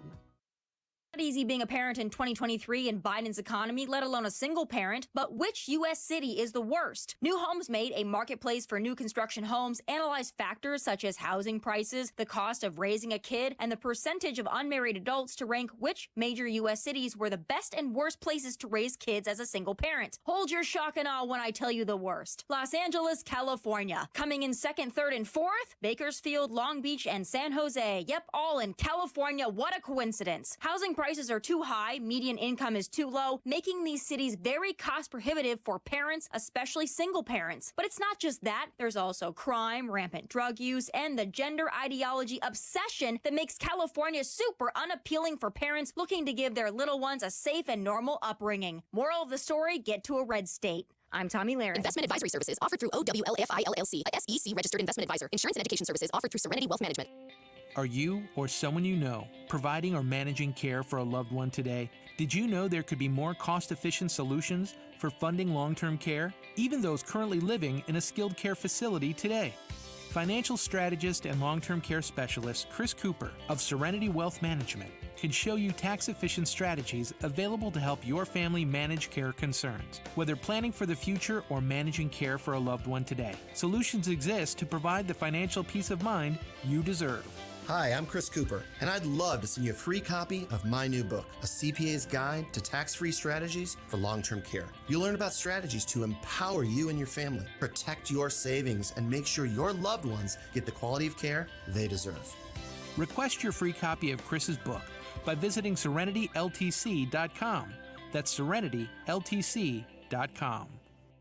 Hello, my name's Chad Clayman with ClaymanGroup.com, KLAMEN Group.com. We're local and family owned. We buy houses in as-is condition direct from the seller. Last year, we bought over 75 houses, and the reason that matters to you, we're able to buy so many houses because we make such competitive offers. So if you're thinking about selling a house as is, please reach out. We're definitely interested in competing and providing you with the best offer and the best price. KLAMEN Group.com. Vincent's Jewelers carries a full selection of lab-grown diamonds and jewelry containing lab-grown diamonds. Lab-grown diamonds are a great alternative to natural mined diamonds. They have the same physical, chemical characteristics of a traditional diamond, beauty, durability you want, but at a 70 to 90% discount. See them in person at Vincent's and at VincentsJewelers.com. VincentsJewelers.com.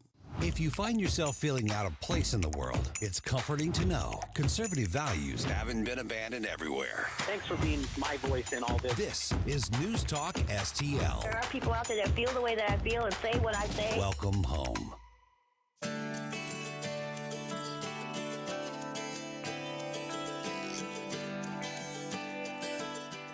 Hey everyone, this is State Senator Nick Schroer. I am the host of Stand and Fight every Sunday night. Tune in to us at 8 p.m. Right now, let's hear more of Mike Ferguson in the Morning Show here on News Talk STL. All right, everybody, welcome back. If you're looking for Mike Ferguson in the morning, you will be sadly disappointed. My name is Rob Carter, filling in for the fabulous Mike Ferguson in the morning. The fabulous Ferguson. Sitting across from Shan, not Cheyenne, and my good friend Gabe Pfeiffer. I was getting into why I'm doing this because you have a second career too, Mr. Pfeiffer, and I do as well. So I went from shoes to media. Actually started in media, went to shoes, and now I'm coming back into the media because I do have an agenda, and I do like doing this. I like to give information to people because if you search it out, it's like any journalist. If you do all the work, you're like, well, I got to tell it to somebody. Who am I going to tell this thing to? So everything with me comes from the world of business, and sports. I'm a sports junkie. I coach baseball in town for an organization called the St. Louis Gamers for 10 years. Began that process with my good friend Scott Cooper, who played for the Cardinals. So I am a sports nut and am developing a sports show simultaneous to the news show. Sweet. And hope to have that out to everybody before too terribly long. So that's where my lens comes from because I always say, when you look at the political arena, and I don't even give my political views on anything. You know, it's so funny. People go, I disagree with your politics. And I said, but I don't even talk about my politics. You have no idea. All I'm doing is talking about the media and the politicians themselves. You're not getting my political opinion on just about anything. But I look at it through the lens of sports and business because I think politics is a sport and I think it's a business. And I recognize the parallels when you study it closely, and that's what I do. I study it closely. It's certainly not a science because it's completely illogical. It is. It is. It is. You know what it is? It hurts my brain sometimes. Yeah, I think it's the game of deception. I really do. I think that it shouldn't be. Sure. And I don't think every politician falls in that arena. I'm just saying that there is a lot of deception from the major players in our government built in, and the institutions that represent our government. And I think we have to clean that out. I think we have to do it in a peaceful manner. I don't think people should be arming themselves to go at one another. I think we should be talking this through. And I think the key to everything is, this Freedom Principle, Missouri, Byron Keelan. What he's talking about is what I talk about on my show. People have to be interested enough to get out of bed every now and again and go to a meeting and make their voices heard so that their politicians that represent them recognize that the people that they are representing are aware of what's going on. They have to be aware of what's going on. If you don't know what's going on, I make this. And it may be a crude way of explaining it, but if you're married and your spouse is having an affair, do you want to know? Or do you want to live in secrecy? And, it's like I said, delusion. If your wife comes, she goes to the neighbor's house and she thinks you're at work. She comes back. She's got her skirt on backwards and lipstick all over her face. Right? You go, what happened? She, nothing. Right? That's kind of the way our government is. Nothing happened. Nothing happened.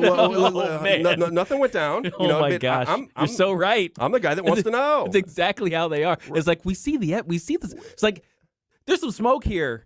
There seems to be fire, but you just want us to say, no, it's fine. It's like, really?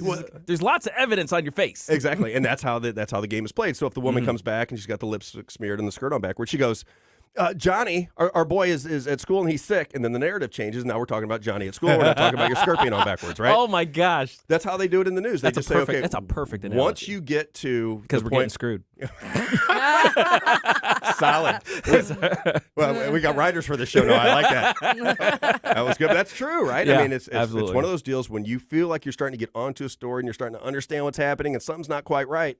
Then we have Chinese spy balloons, and then we have the fire in Lahaina, and then we got another story that we need to grab onto. And the story that you were starting to figure out is distant in your mind, and we're on to the next thing. That's the thing, that's the scenario that scares me the most about where our country's going. Because if a catastrophe were to happen now, nobody believes anything anymore. Nobody knows who to believe or what to believe or where to go or what to do.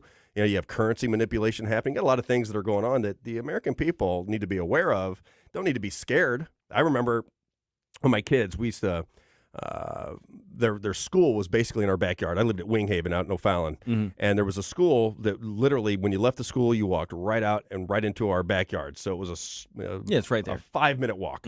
So when our kids were 10, 11 years old, and I'm explaining to them that they need to be aware. You can't put your head down when you're walking from school to home. You have to have your head up. You got to be looking around. You got to be with 2 or 3 people. Be aware. And if something happens, here's what I want you to do. If somebody says, hey, and slows their car down, here's exactly what I want you to do.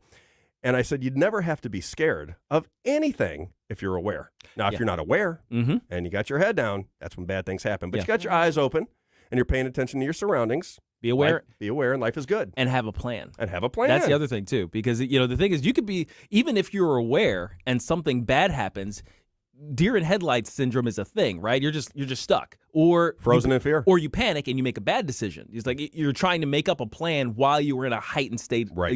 And your brain isn't working quite right. If you have the plan, you know exactly what to do. In sports, it's why you practice, right? So then when the ball is coming towards you, you're not having to make a mental decision. Your body is simply reacting based on the plan you've practiced 1,000 times. You got it. Right? Less errors when you're prepared. Less errors when you're prepared. And when we put practice into it. So I want to play just a couple clips because I love when I get feedback when people are in front of me. I just like to hear how people think. And you don't have to agree with me, as Shannon and I talked about earlier.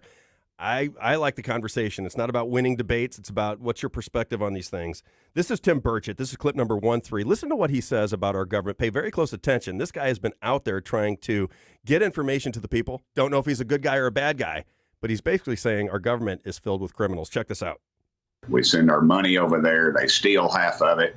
We send armaments. They're not qualified to use them. We have to send advisors.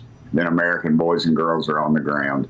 And what he goes on to say is he cannot explain how you're putting billions of dollars into Ukraine, Russia, into Hamas, Israel, sending money all over the world that is unaccounted for. Mm-hmm. We think when it leaves our shores that there's somebody accounting for this billions and billions of dollars that's going out there, but apparently nobody's paying attention to where this money goes. In the world of business, we would call that money laundering. Yeah, that's what we would call that money laundering. Yeah. And now many people within the press, even people within the political realm, citizens are starting to recognize that our money needs to go to us. Mm-hmm. We are the ones who are paying the bill. Mm-hmm. I'm not necessarily worried about what happens in Russia and Ukraine, and I know a lot of conservatives are, I know a lot of liberals are.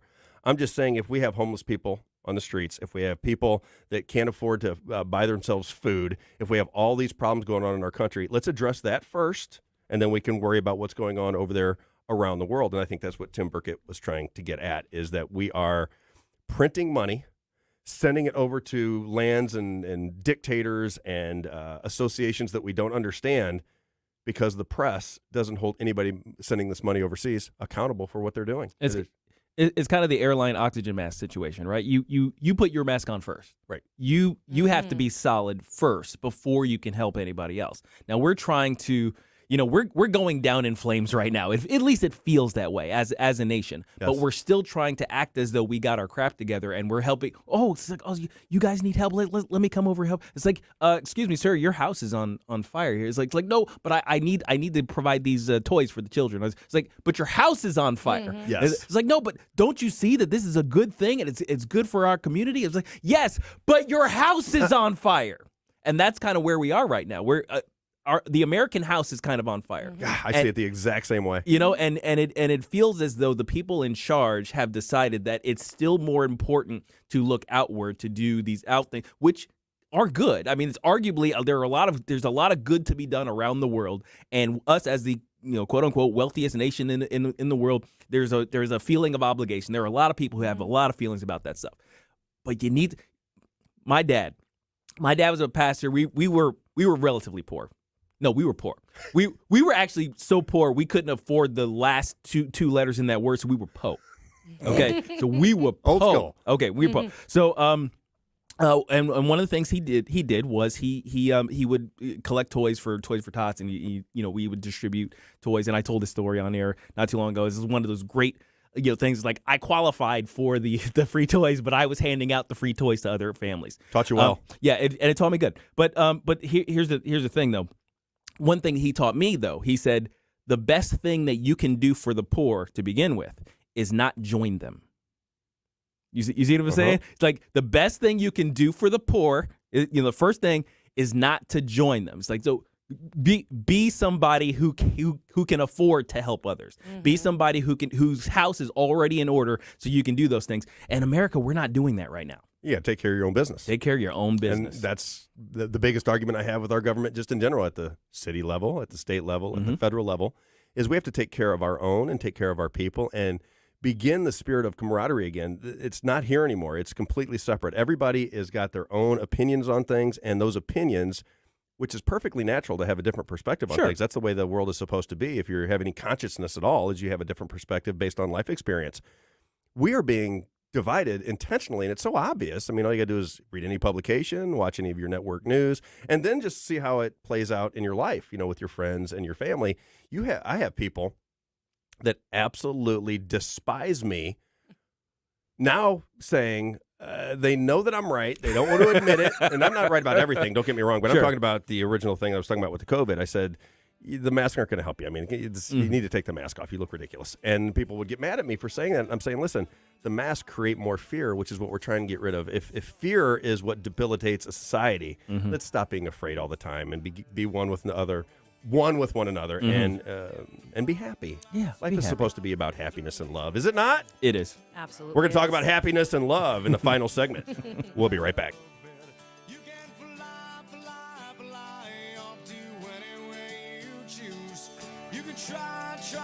try, but eventually you'll lose. It seems there's always This is News Talk STL at 1019, 94.1, 99.1 HD3 and newstalkstl.com. The news and talk that matters to St. Louis. For the killing and the murder and the mutilation of Israelis, and they will pay a price. 1019 and 94.1. Ultimately, the White House has changed their story multiple times, but there's still more evidence we're trying to get. News Talk STL. The Herzog Foundation is the vision of its founder, Stanley Herzog, and it exists to promote and accelerate the development of quality Christ-centered K-12 education. Hi, this is Daryl Jones, president of the Herzog Foundation. We have an exciting new training opportunity available for public school and Christian school teachers. The Herzog Foundation Institute has partnered with the Bill of Rights Institute to offer 4 training events in 4 Missouri cities this year. These day-long professional development opportunities are best suited for middle and high school civics, government, U.S. history, and social studies teachers. Middle and high school teachers have a unique opportunity to strengthen civic knowledge and values for the next generation. We want to help teachers seize this opportunity. Visit herzogfoundation.com/events to learn more and register for a Bill of Rights Institute training event near you. herzogfoundation.com/events. herzogfoundation.com/events. News Talk STL is proud to have Doug Voss of Safe Money Radio as part of our lineup each week. Doug has been a staple on St. Louis radio for many years as one of the leading financial experts in the area. Doug and Safe Money Radio is on 3 times every weekend, but in case you miss anything, you can check it all out at DougVossSafeMoneyRadio.com or call 844-676-SAFE. That's 844-676-7233. Doug Voss is a registered representative. Securities offered through DHL Securities, LLLP. Member FINRA and SIPC. Columbo and Katie. Join Katie and me on Tuesday after what I hope was a great holiday weekend for you. We'll talk to Crane Durham at 2:20, and we'll get caught up on all the latest news as we prepare to ring in the new year. Weekdays at 2 on News Talk STL.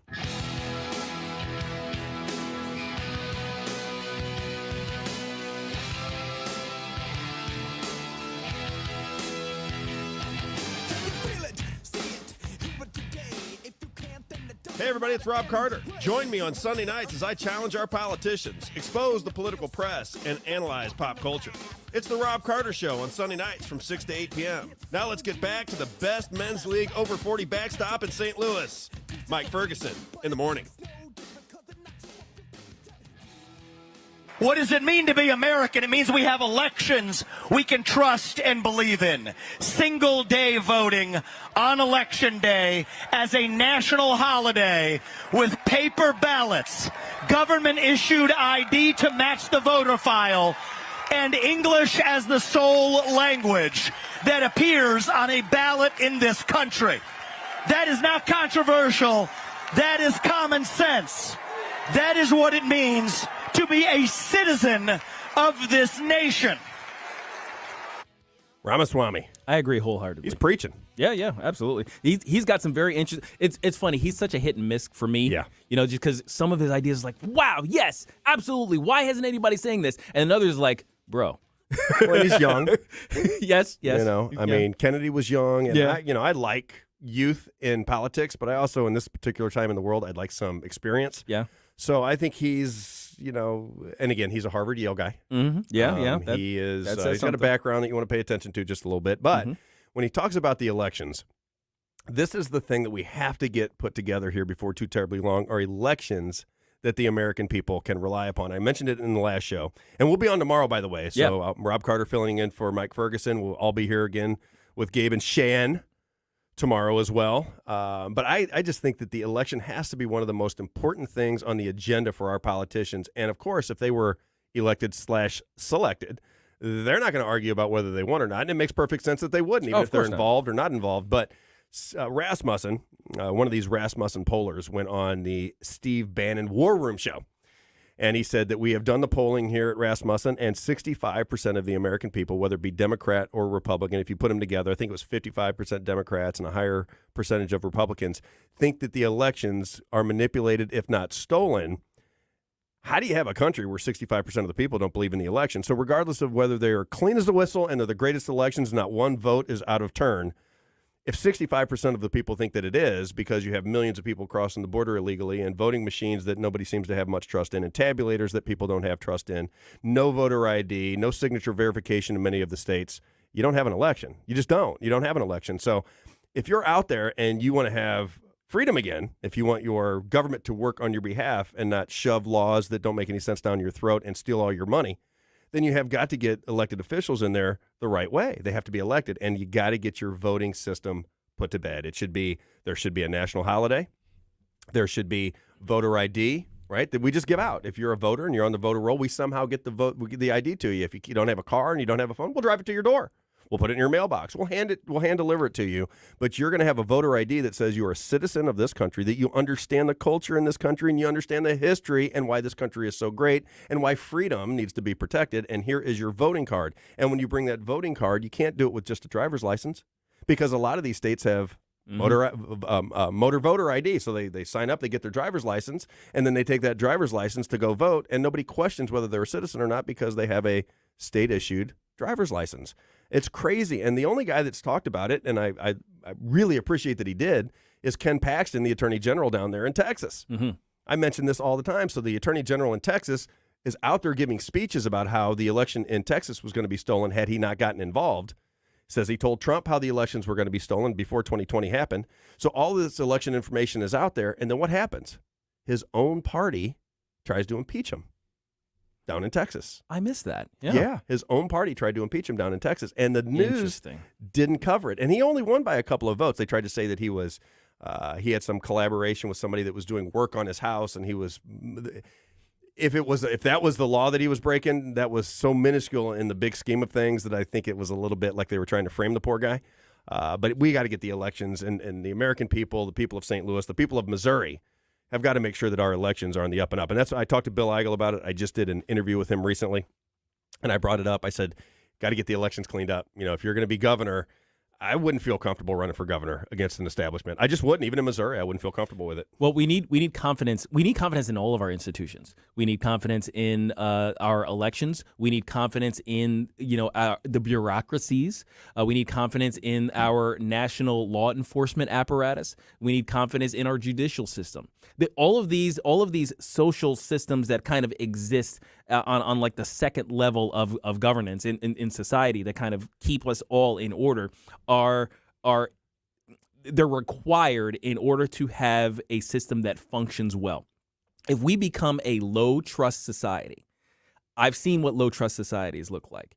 There's some missionary friends in my church from Liberia, and they're trying to go back so they can plant churches in some of these Muslim areas, which is interesting enough. But we're having trouble finding a bank that will not steal the money we send to them. That's a low trust society. They can't purchase land and then have something built on it without being there to watch it happen, because they would steal the construction people would steal their stuff. It's a low trust society. If we're veering towards that, we're veering towards absolute chaos and destruction. Yeah, you're in boat out in the ocean with no engine.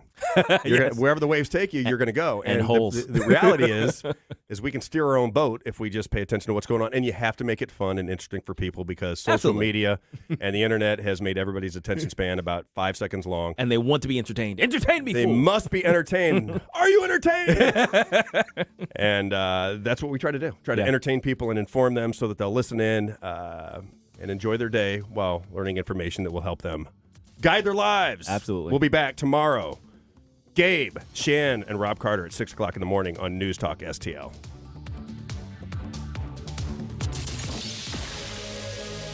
We give you news, analysis, opinion, and more.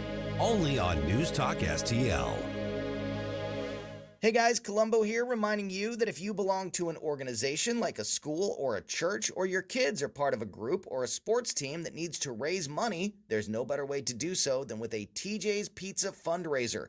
TJ's Pizza has been helping local organizations raise money for over 30 years to the tune of tens of millions of dollars. A local company helping local people, and there's lots of different ways TJ's can help you raise big money fast. Get started now at tjspizza.com.